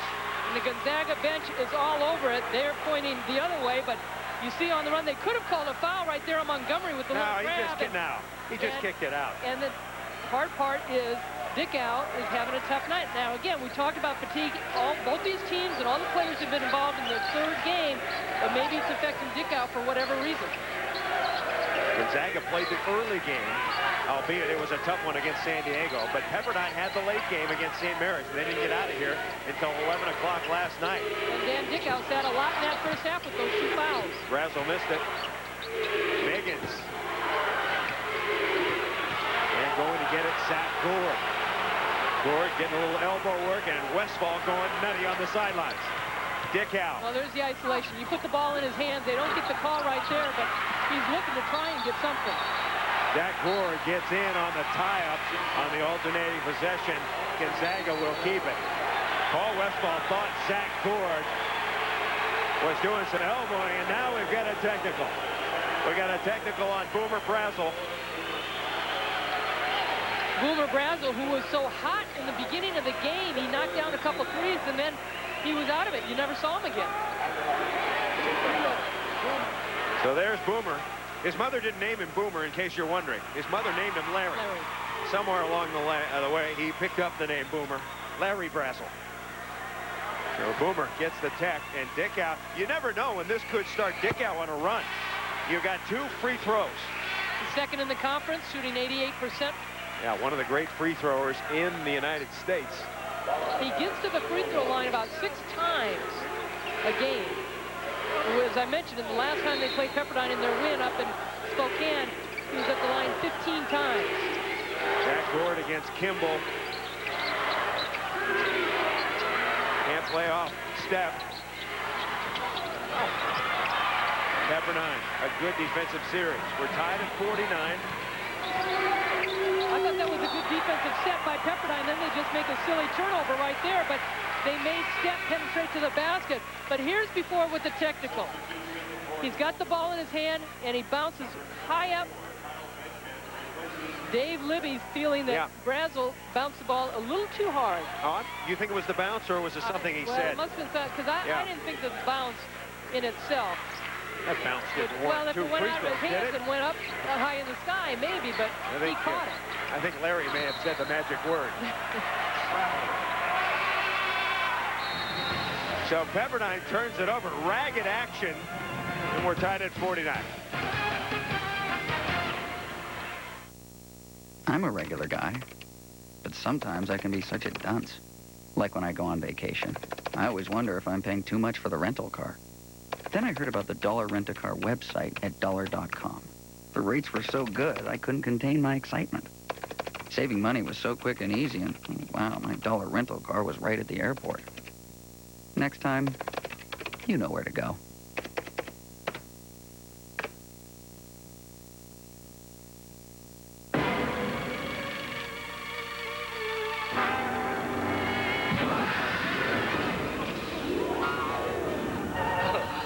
Behold the hot and juicy Whopper.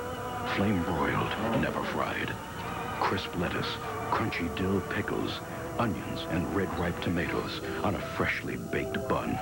America's favorite burger just keeps getting better. Aren't you hungry for a Whopper now? Just so I understand, is it a chip? I hesitate to call it a chip. And it fuels the internet? Helps to fuel. It helps to fuel the internet. Is it like software? Software is a really weird That's word. a weird word. Do you guys have a website? Yeah, we have one under construction. You have a website. Oh, so you're on the web, the World Wide Web. This is fantastic. I think we'd be idiots not to fund this, really. The new E-Trade. More of what you need to stay ahead in today's economy. E-Trade Financial. Things heating up. We're tied at 49. If you don't think Pepperdine should be in, win or lose, then you haven't talked to head coach Paul Westphal. You find the guy that thinks we're not in the tournament, and I'll talk to him and show him who we've played and compare it to teams. And I guarantee you can't find 60 teams that are ahead of us. I don't think you can find 30. So I'm not worried about the tournament. We just want to beat Gonzaga because we want to be conference champions, and there's no way we're not in the tournament.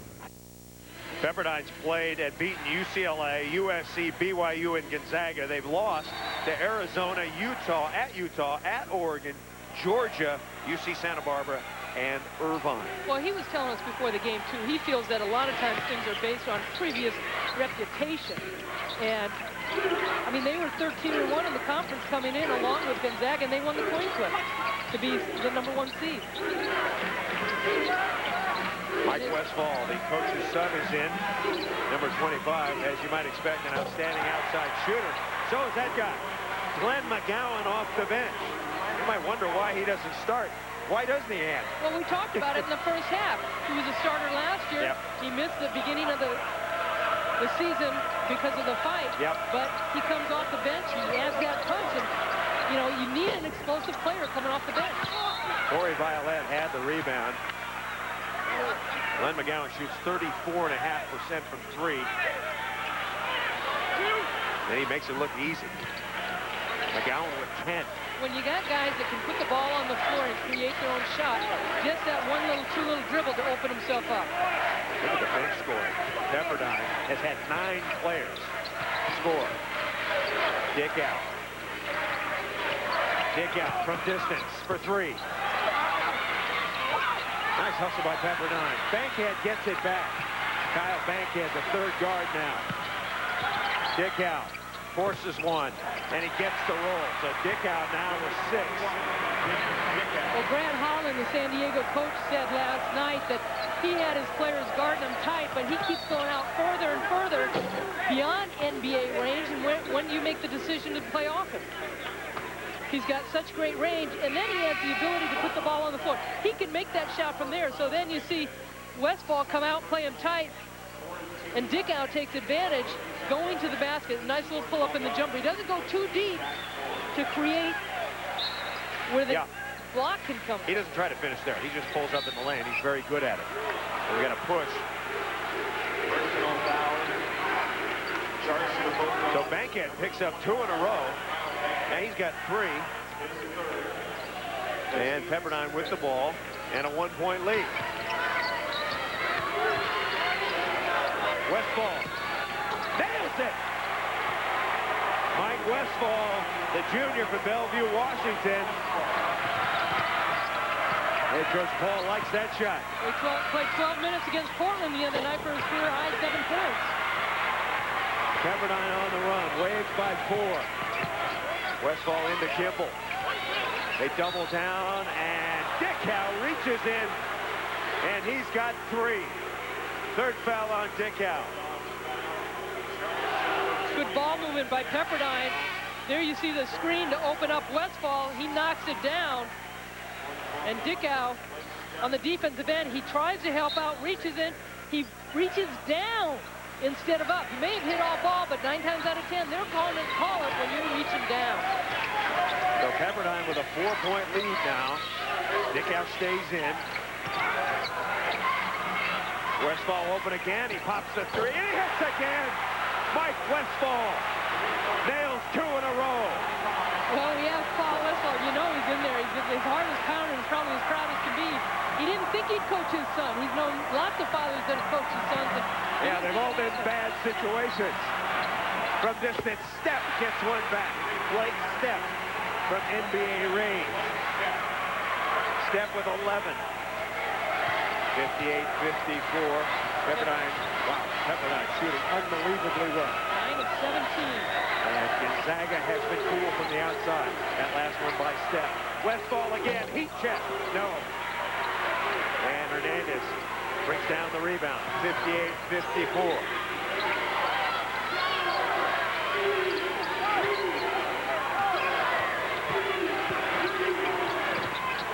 Inside, Turioff battling. Hernandez. And a foul. Mike Westfall, again, good ball rotation. Thinks he feels it. They knocked it down for a second one. He's 2 of 3 right now. There he is. He's a junior. One of the reasons Paul Westfall came to Pepperdine, he knew the program. Wasn't going to coach this year. Was going to sit out, kind of recontemplate after leaving the Seattle Supersonics. Foul was on Miggins at the line. Hernandez. The score remains 58-54.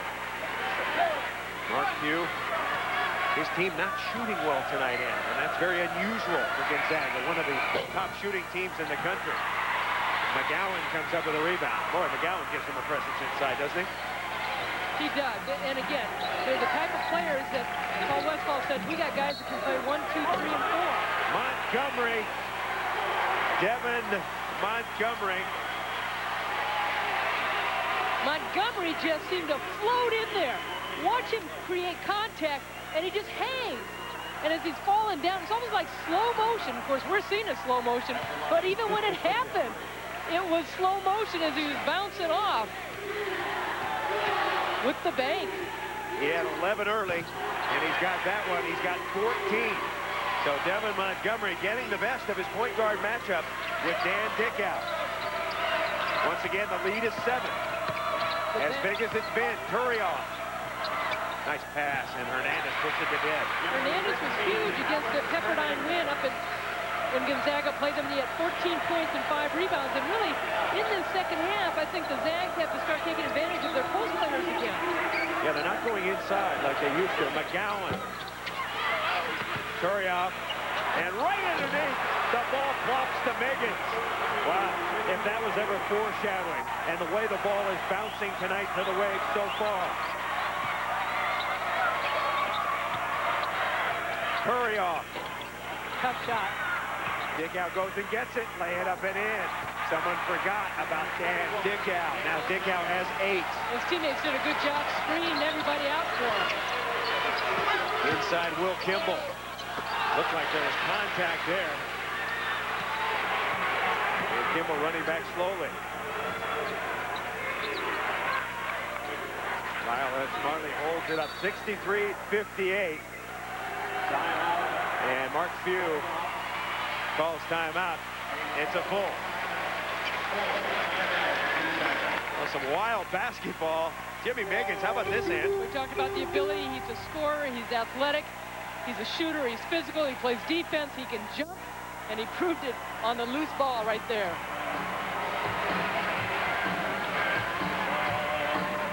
So Gonzaga with the timeout.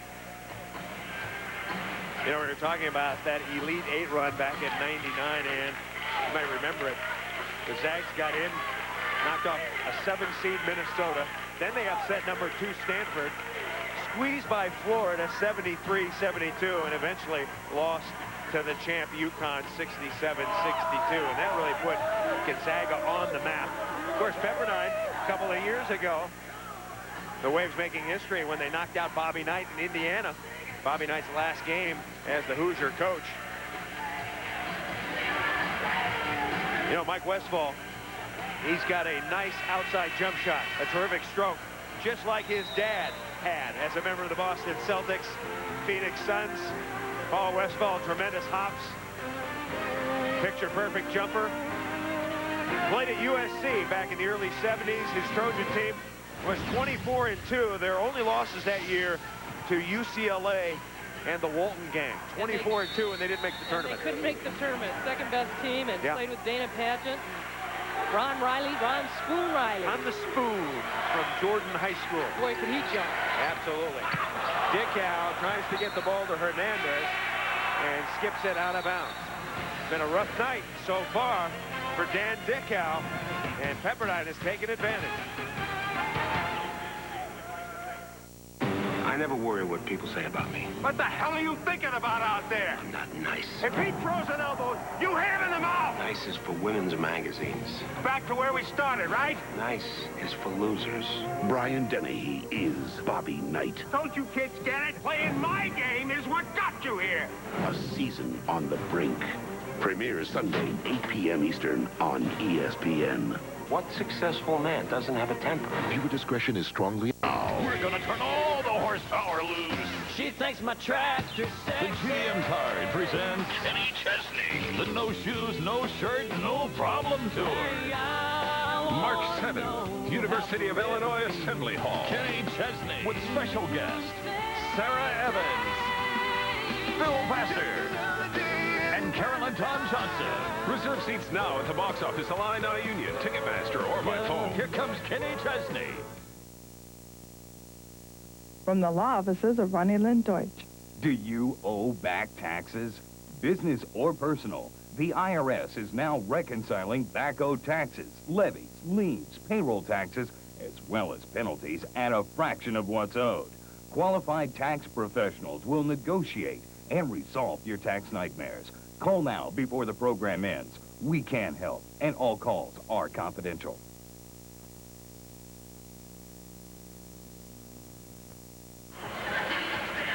63-58, Pepperdine with the lead. Championship week presented by 7-Up continues with ESPN's exclusive coverage of the Big East Championship presented by ConAgra Foods. See every game in the entire tournament. First round doubleheaders begin Wednesday. Early sessions begin at noon Eastern. Rutgers, Boston College, followed by Providence, Georgetown. Then in the evening session, Villanova and Syracuse. That should be a good one. Then the Hall takes on St. John's. That's starting Wednesday. Chris Marlowe and Ann Myers, the West Coast Conference Tournament final. A packed house here at the Slim Gym. My kind of place, the Jenny Craig Pavilion on the campus of the University of San Diego. Pepperdine has outplayed 6th-ranked Gonzaga so far. Dan Dickow, number 21 with the ball, has been held in check with just 8 points. But he's liable to go off at any time. And he hits the driving layup. So it's 63-60. Dickow now with 10, 8 here in the second half. And Hernandez gets the block. So here come the Zags. Just moved up to 6th in both polls. Blake Step, he gets the runner. I would rather see, if Pepperdine can think about it, you look at Step and Gonzaga, they love going right. They can go left, but proving you can beat me on the left side because those penetrations were going right. The Gonzaga guards have come alive just a bit. They double-team Kimball. Wow.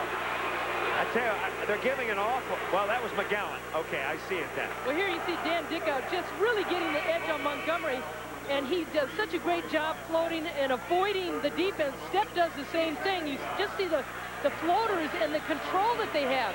Now, if Pepperdine wants to defend, try and force them left, or try and come underneath in the sense of taking a charge because they like to float, but good control by both guards. And right now, Gonzaga, we said in the beginning of the game, who wins the battle on the board? Gonzaga is leading 32-26. So Glenn McGowan at the free throw line. McGowan with 10. Rattles in and out. And it is off a Gonzaga hand, apparently out of bounds. So the Waves perhaps earning a little respect here, Ann. Some question marks around the country about the Pepperdine Waves. Well, throughout the country, not on the West Coast. West Coast, people know the Waves have an outstanding team, 22-7. Looks like Gonzaga's really picked up the defense. And a timeout is called. So Gonzaga turning up, cranking up the defensive pressure. Paul Westphal calling timeout. A reminder to follow Bob Knight and the Indiana Hoosiers through A Season on the Brink. Veteran actor Brian Dennehy stars in the ESPN original movie. Premieres Sunday at 8 Eastern on ESPN and ESPN2, following the men's selection special. Part of the block on ESPN. Parental discretion is advised. This is a good timeout by Paul Westphal. Obviously, the pressure, recognizing that Gonzaga is picking things up. And again, being a pro coach, he recognizes situational opportunities offensively and defensively, doesn't panic, just very calmly calling timeout, getting his kids back together. Pepperdine Waves, located in Malibu, California. Paul Westphal telling us, say, recruiting's not that hard out there. What do you say? It's a no-brainer. He's got guys coming in from everywhere. Basketball's basketball. 63-62. Jimmy Miggins isolated. Miggins, and he gets it. Miggins against Hernandez. Looks like a mismatch.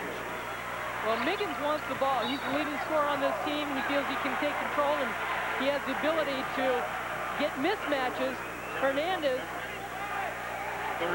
at 6'4", as Miggins is 6'6", and just that double 2 inches. But Miggins felt he got fouled on the play too. He was mad about that, but he made the basket. Well, Miggins has got 10. But again, you know, we're looking to see Dickow really take over this game. But what really kept Gonzaga in the first half were their post players. Gord. Dickow for 3. He got it. Dan Dickow loosening up. Watch out. He's got 13. But you don't need the big guys if you got the Dickow hitting from the outside. So the crowd, dominated by Gonzaga supporters, comes alive. 65 all with just over 9 minutes to play. McGowan, he's a tough matchup for Turioff. Turioff blocks his shot. Here comes Dickow. Zags can go back on top. Dickow pumps, throws it up and in. Dickow now 13 in the second half. Montgomery picks up.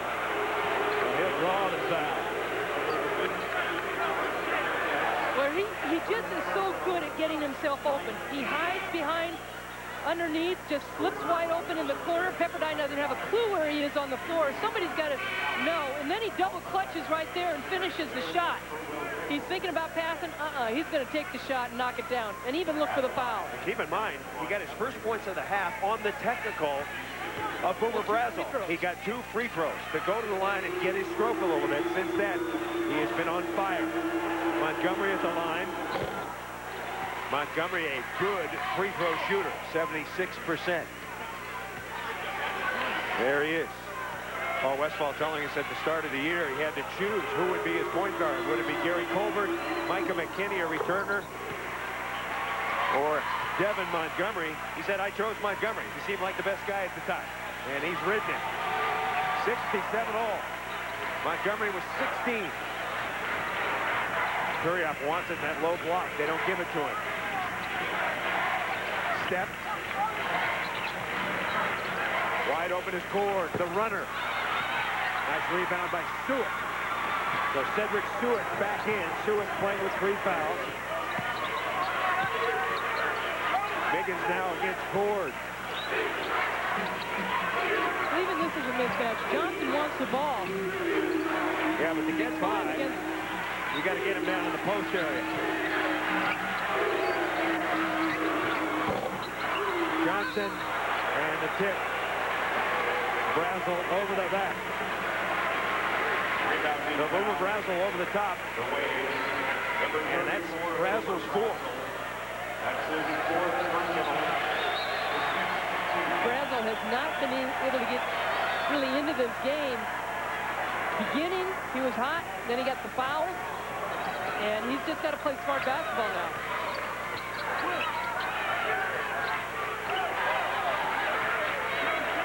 Brazel, in case you're wondering, has 8. Tied at 67. Montgomery shadowing Dickow now. Steph nails it. Blake Steph. Terrence Johnson just kind of looking up saying, hey, I had a hand in his face. The guards for Gonzaga had 8 points in the first half. Steph now has 16. Dickow has gone off. Montgomery pulls the trigger. Devin Montgomery answers back. Just over 7 minutes to play. The Zags by 1. Foul underneath. Well, Pepperdine starting to get in foul trouble. That's 4 on Suet.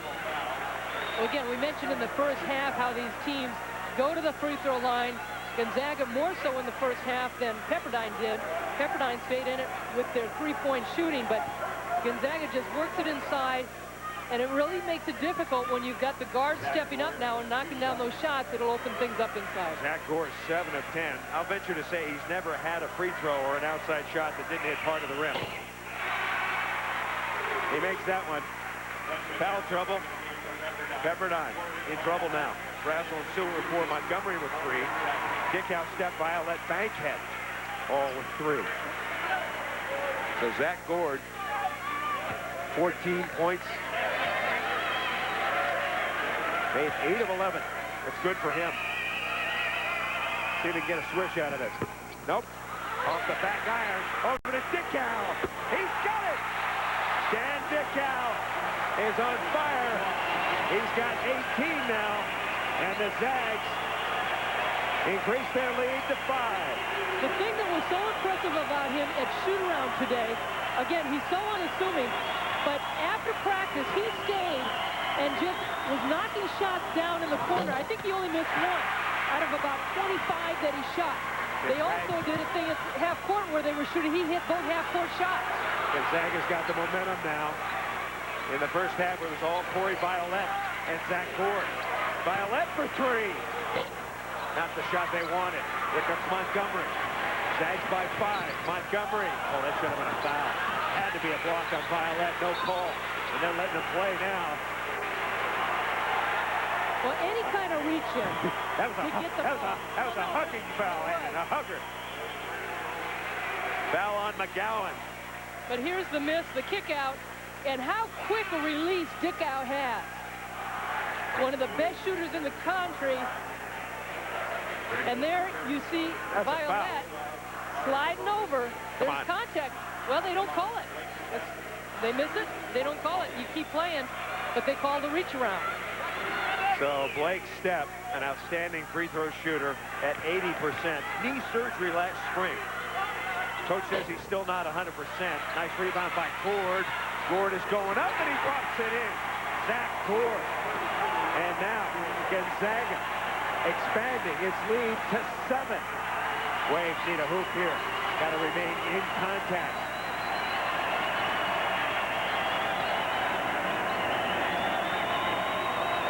They'll take it to Biggins against Steph. He's doubled. Montgomery for 3. Good!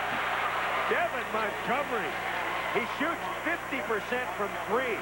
Reason was all over him. Just a quick, high shot by Montgomery. But Pepperdine, I think, they've got to try and take advantage and continue to back down and then kick the ball back out. Right back at you. Dickow hits. Dan Dickow. Dickow with 21. 19 in the second half. And a turnover by Pepperdine. The Gonzaga crowd is energized. 5:27 to go, and the Zags are up by 7. 7-Up is proud to sponsor youth hockey. And for when they get thirsty, I've provided plenty of 7-Up because I care about the kids. 7-Up is now proud to sponsor youth swimming. Kick those legs, Tommy. You know, when I was a young man riding a Harley-Davidson motorcycle, oh, that was all I could think of. I mean, that open road, that rumbling engine, the wind in my face. Oh, Grandpa, you ride a Harley? No, I never got it. I spent the money on aluminum siding instead. Let's go see what Grandma's doing.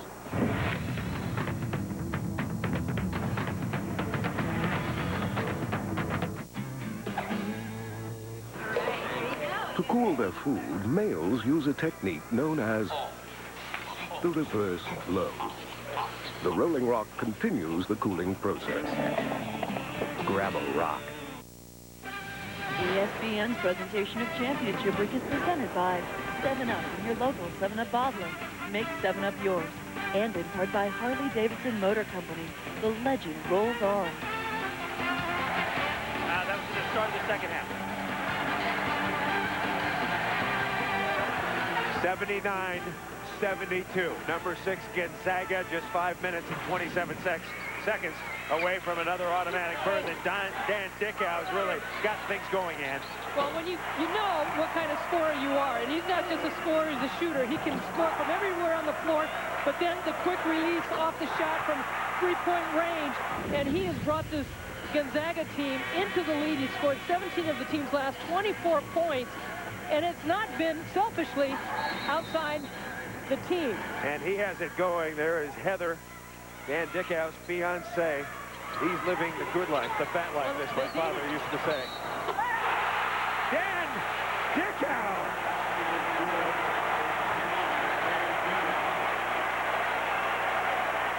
Two points in the first half.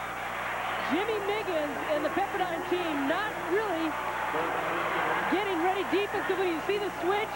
Miggins coming out to help out. You just cannot foul on the three-point shot, especially against somebody like Dickau. Dickau says, hey, don't help me up. I'll get up myself. Makes this 4. Gonzaga has taken it to another level. An NCAA playoff level. 83-72. Zags now by 11, their biggest lead. Well, we mentioned how Dickau had 8 points from his career low against Washington this year, but he also had a career-high 39 points against Portland.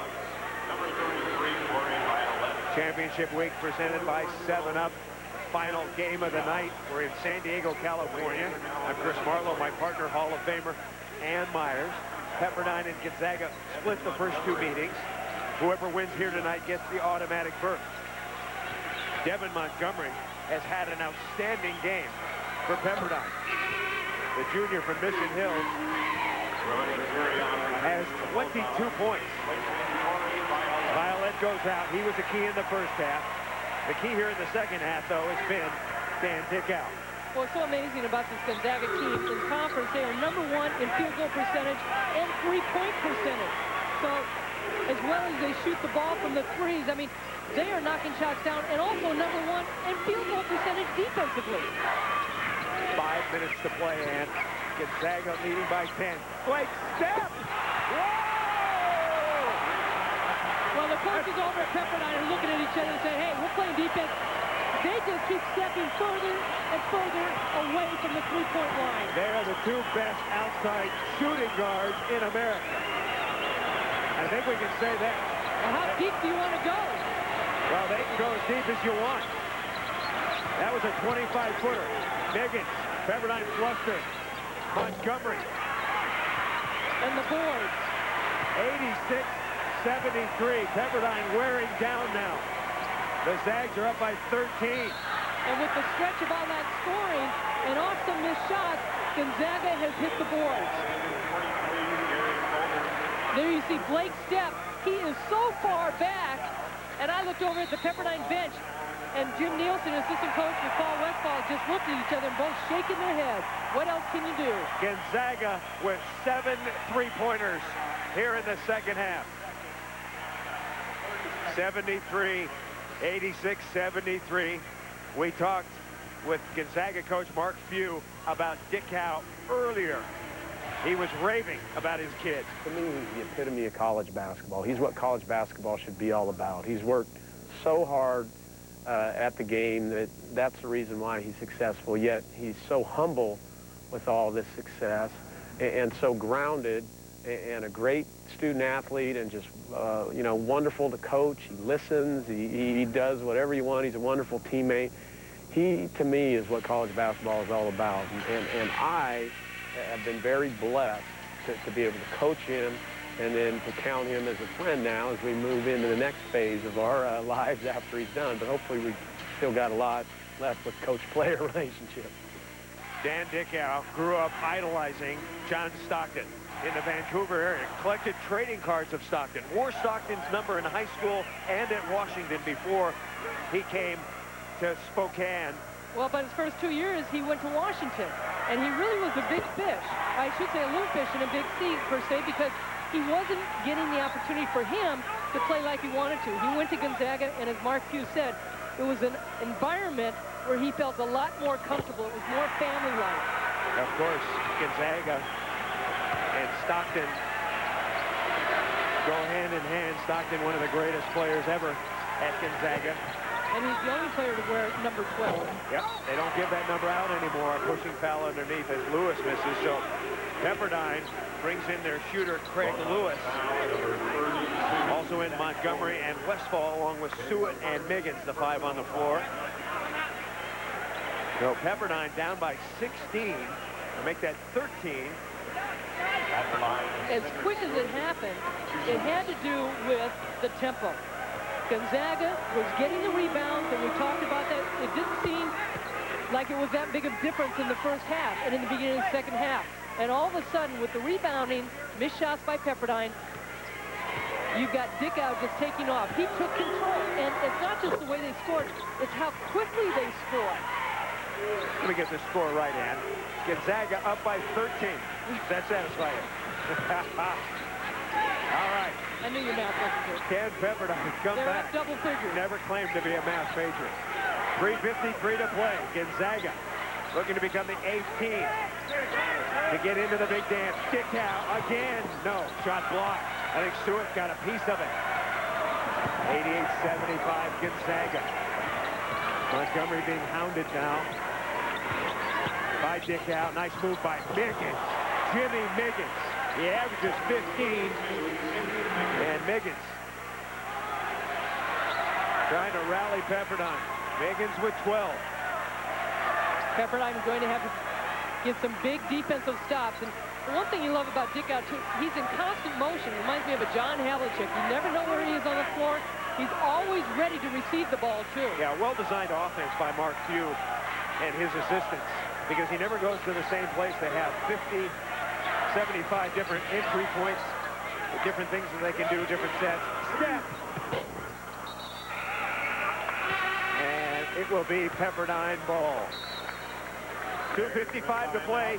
Gonzaga by 11. Pepperdine needs more of this. They need more Miggins, and they need it in a hurry. When reviewing the Lexus LS430, Automobile Magazine said, no car in this class has more inviting leather, a more comfortable ride, a superior stereo, or a more logical navigation system. Perhaps this is why, for the second year in a row, Automobile Magazine has named the LS430 the best luxury car over $40,000. To its owners, it's the best luxury sedan in the world. The LS430 at your Lexus dealer. So the bun cake was bad. The bun cake was abysmal, but you're missing the point of the story. The entire staff has food poisoning, leaving packages to be shipped, deadlines to be met, and one sales manager to do it all. Just one? One. It was not the bun cake. You're the Danish. Stay with me. He jumps on FedEx.com. He's shipping, he's tracking, getting confirmations on his cell phone, his pagers, PDA. He's got a PDA? Everybody's got a PDA. Nevertheless, packages arrive, he triumphs over adversity. I don't have PDA. Check, please. This notebook is bound to raise a few eyebrows. It's got a laser-sharp screen, a DVD CDRW combo drive, a high-performance mobile Intel Pentium 3 processor RAM, and the power to turn heads. Envious? Why? It's just $14.49 thanks to $150 worth of instant rebates when you buy direct. The compact Presario 1700T notebook. Call 1-888-269-4609 for yours now, and you'll also get free shipping.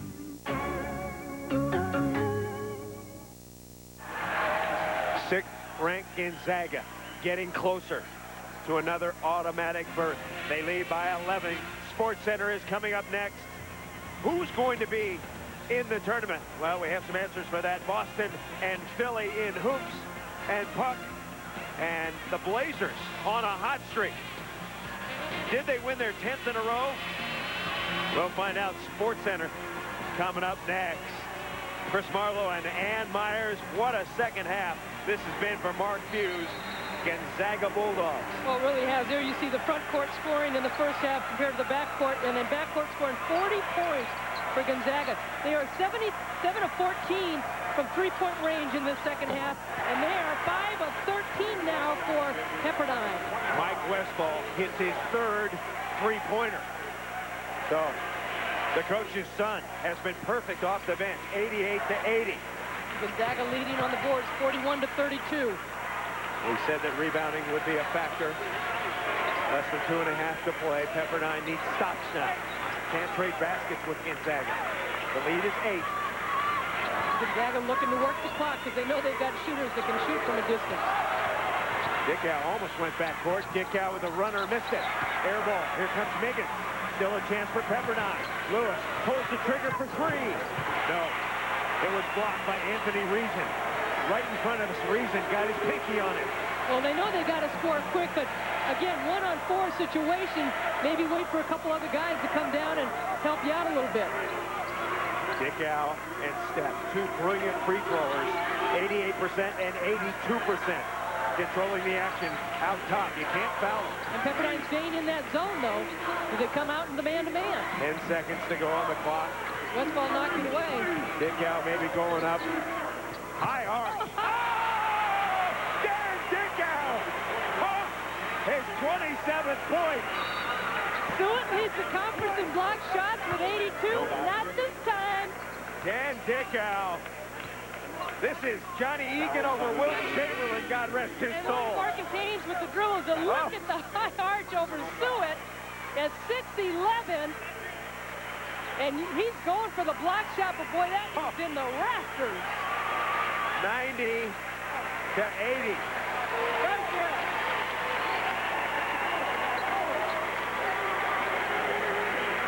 After scoring 2 in the first half, Dickow has gone off 25 here in the second half.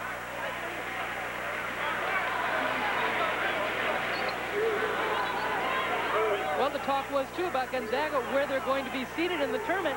They're number 6.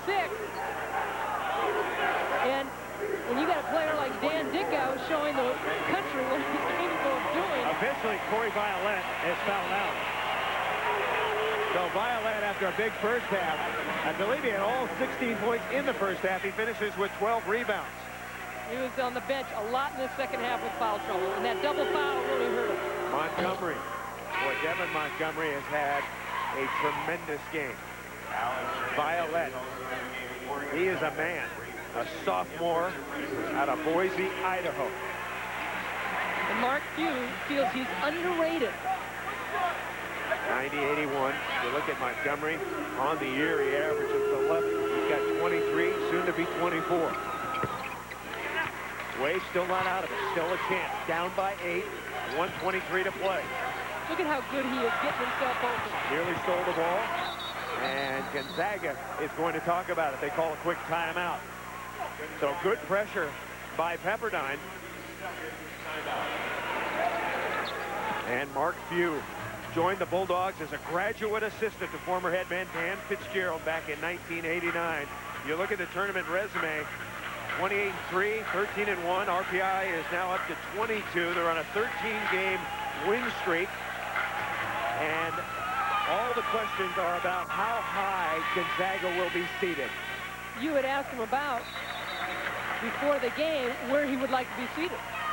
Well, I've seen anywhere from a 2, 3, or a 4. Digger Phelps mentioned the other night, hey, Gonzaga could be factored in as a 1. Mark Few told me tonight right before the game, he said, I'd be happy with a 1, 2, or 3. I don't think they're going to get a 1. I don't think there's any chance of that. No. But a 2 or a 3 is doable. Definitely. Most definitely. Definitely doable. 90-82 is our score. Paul Westphal saying it's a full court trap. There's going to be some contact. He throws the water bottle down. Not happy with the call.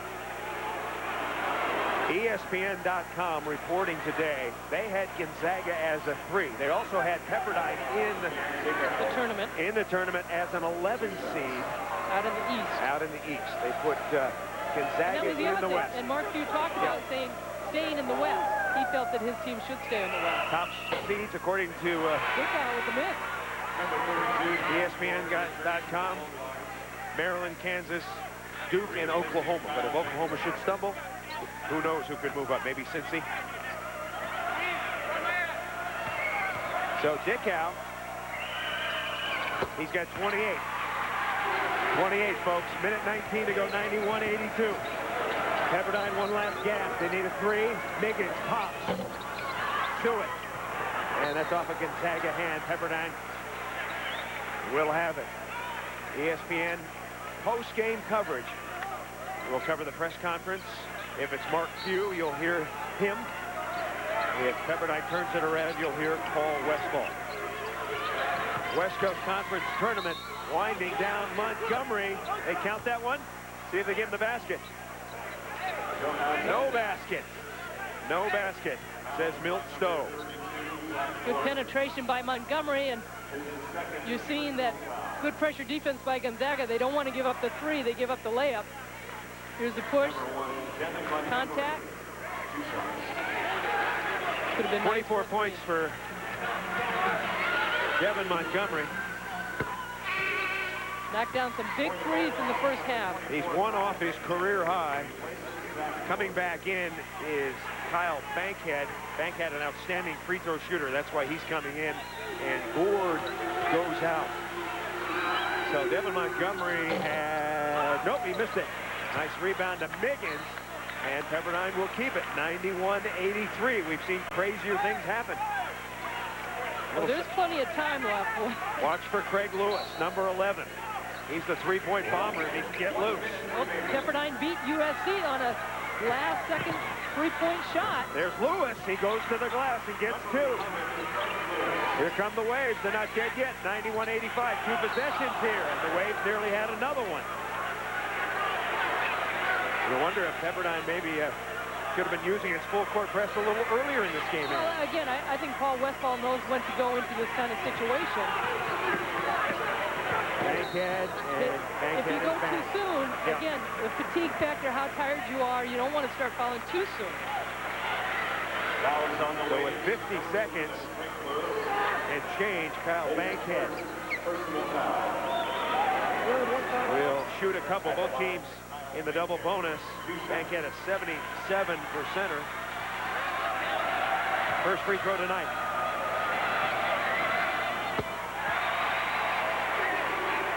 Dan Dickow and Mark Few late for the last couple of years. And what success Gonzaga has had. 26-7 last year. This year 28-3. And about ready to go back as a high seed this time. Be a little different story. Here comes Montgomery.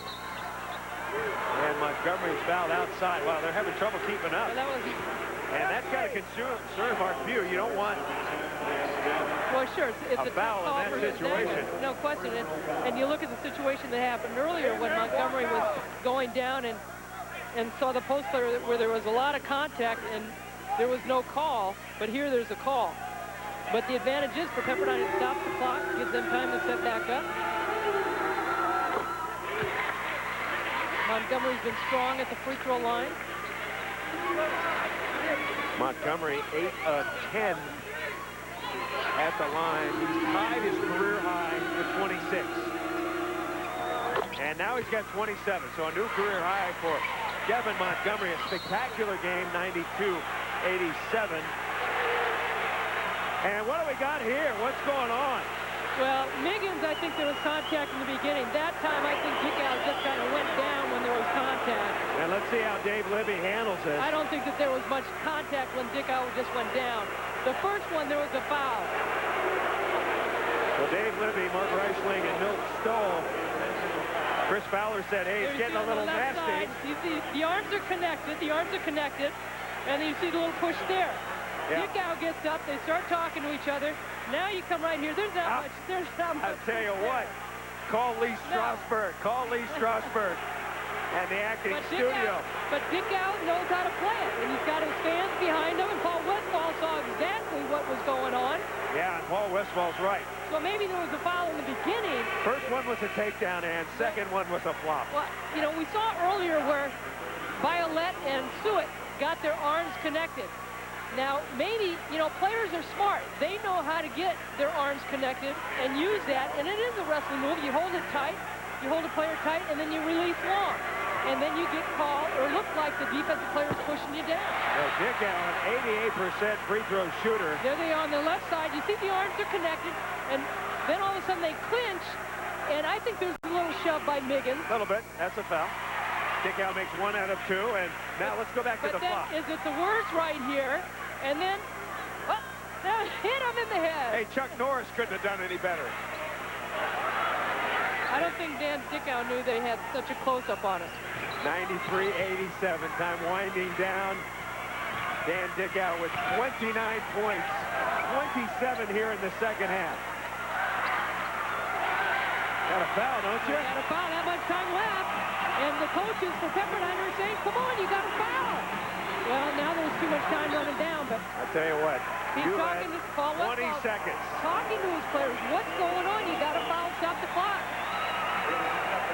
They probably don't want to put Dan Dickow down on the free throw line, but look at the time. Yeah. 31 seconds, and it's down to 23. In this situation, you got to foul the first man in. You can't be looking for a poor free throw shooter. No.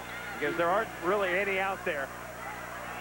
Paul Westphal the whole time is, come on, guys. But I tell you what, Gonzaga has had some problems at the line. Dickow has missed some free throws. Gonzaga at the line, let's take the total, just 21 of 33. This is a team that shoots 73% on the year. Well, Steph. They were 19 of 31 last night against San Diego. 94-87, Montgomery and Turioff. And that could just about do it for the Gonzaga Bulldogs. So Gonzaga looks like it's going to win its 29th game against 3 losses. Mark Few is going to get a high seed. Will it be a 2, a 3, or a 4? That remains to be seen. We think that Pepperdine is also going to get a bid. They had a very impressive run this year, a strong performance in this game. This will be Gonzaga's 5th title. Last year they lost to Santa Clara. The year before they beat Pepperdine in overtime. Corey Violet and the gang getting set for another trip to the NCAA tournament. ESPN News will have our live interviews right after the game before the press conference, so stay with us for that. 15 seconds to go. Devin Montgomery has been the star for Pepperdine. Not quite enough help. Craig Lewis makes a concession 3. The lead is 4 with 6.8 seconds to go. And we've got a timeout. Westphal almost drawing a charge there. Smart play by the kid. And Paul Westphal going to chat with Milt Stowe. Well, again, that's the second time that Dan Dickow has gotten his arm locked in, and a big shot in the corner by Lewis with the kick out by Montgomery. And Gonzaga taking their time to take it out. They're looking for Dickow. And what, again, Dickow on the left side and Paul Westphal walking out on the floor, talking to the official, frustrated, saying Dickow's got to be doing something to connect my player to a max close. Mark Few, Bill Greer, Leon Rice, Tommy Lloyd, the coaching staff at Gonzaga, Paul Westphal, Gib Arnold, Jim Nielsen, White King Jones. I think Dan Dickau's doing an excellent job, though, of getting himself open. Yeah. If the officials are not picking up on that body contact, give the credit to Dickau. If he doesn't make it in the NBA, he's got work on a sitcom coming up. He's got that look. Maybe a WB sitcom. Maybe another original movie for ESPN. He's a senior this year, but he does. He looks like he's about 15 years old. Dan Fitzgerald got this program going. He passed the torch to Dan Munson, and Mark Few taking it to another level. Of course, this is the highest that Gonzaga has ever been ranked.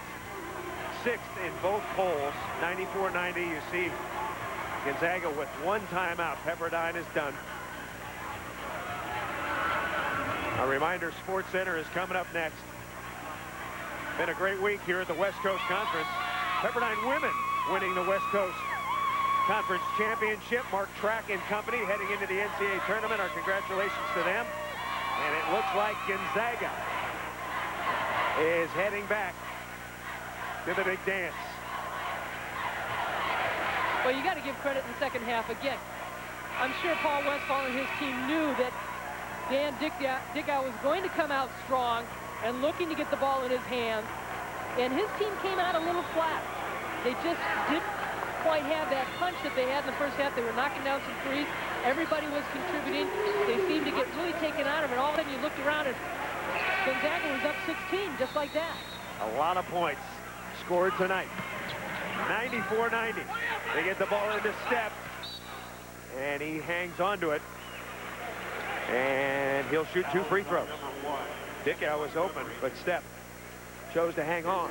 Blake Step has had a good night. 22 points. So 29 and 22 here in the game for the 2 Gonzaga guards. That's 51. They had 8 in the first half. So the Waves controlled the Gonzaga guards early. And they were beating them from everywhere, not just three-point range or in the corner. They had little floaters going down the middle, coming down baseline. Good dribble penetration as far as mid-range jumpers, but it was those threes, the distance that they had on those threes. Defensive intensity. And Dan Dickau, too much, as Gonzaga wins the West Coast Conference Tournament Championship again. Dan Dickau finishes with 29, Step with 24, Montgomery with 27 for Pepperdine. The final score, Gonzaga wins it 96-90. Coming up next, Sports Center. For Ann Myers, I'm Chris Marlowe. Watch out, world. Gonzaga is back in the NCAA tournament. This has been a presentation of ESPN, the worldwide leader in sports. For more, log on to ESPN.com.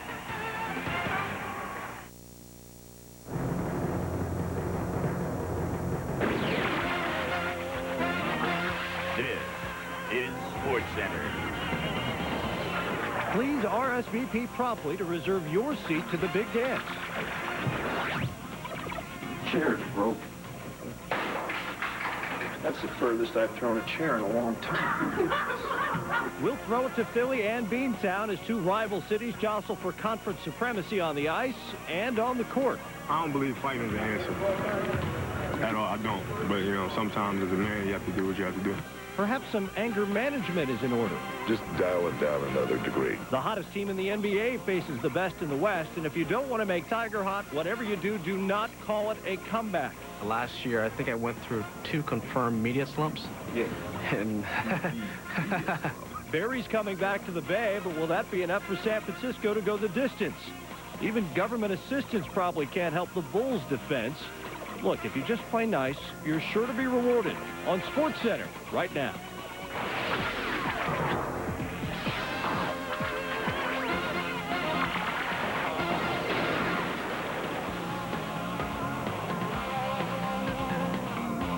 Hi, everyone. Welcome to another episode of Sports Center, awaiting my NCAA tourney invitation with Dave Revson.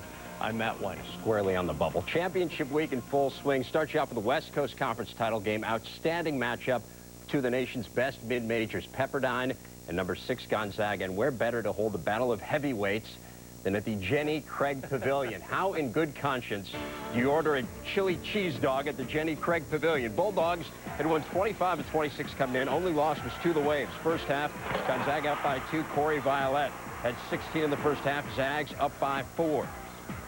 Still in the first, Pepperdine keeping it close behind Devin Montgomery. That's a 3. Waves within 1. Pepperdine led it by 1 at the half. Second half, we are tied at 49. Glenn McGowan for 3 from the corner. Waves up 52-49.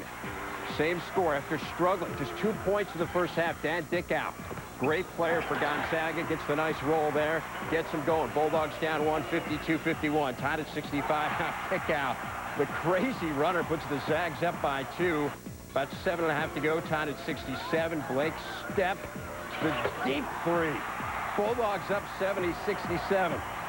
7 minutes to go. Zags up by 2. Zach Gordon, no rebound though. Tipped around, comes out to Dickow, who calmly drains the 3. Bulldogs up by 5. Less than 5.5 minutes left. Zags by 7. Dickow from deep and the foul. Bulldogs up by 10. And they hang on to win it by the final of 96-90. Dickow, 27 of his 29 in the second half.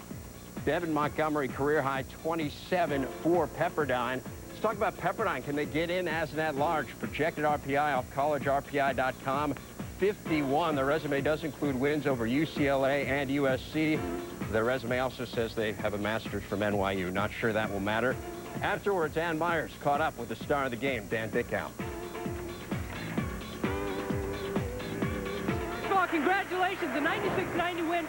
You were stumped in that first half, had 2 fouls, only 1 field goal, but you knew coming out, second half was to be different. What changed?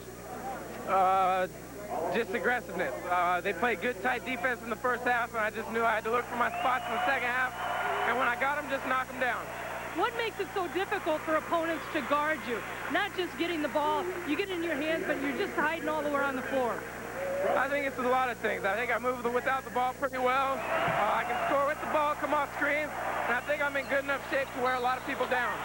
Talk about how proud you are of this team as far as the players that you have to play with. This team is awesome. Every one of these guys have stepped up at one time throughout the year, and we just get along so well. I love playing with these guys. Well, 4 straight conference tourney championships now for the Zags. I don't think a team want to see me. Cross over, make it easy. All up man, chill when we hit me. Sipping on a cup of water, not a whole team fresh. You see, I represent because I'm a team player. Can't see no free player, because I heard the whole team player. Get the rock, dribbling around, pass it around, round and round, pound for pound, break it down, downtown, straight clown, E-S-C-N town, 3 days, weeks to play, 6 days. Hey, who we gotta play today? Yeah, Sam on the kid, go ahead, all in the rear.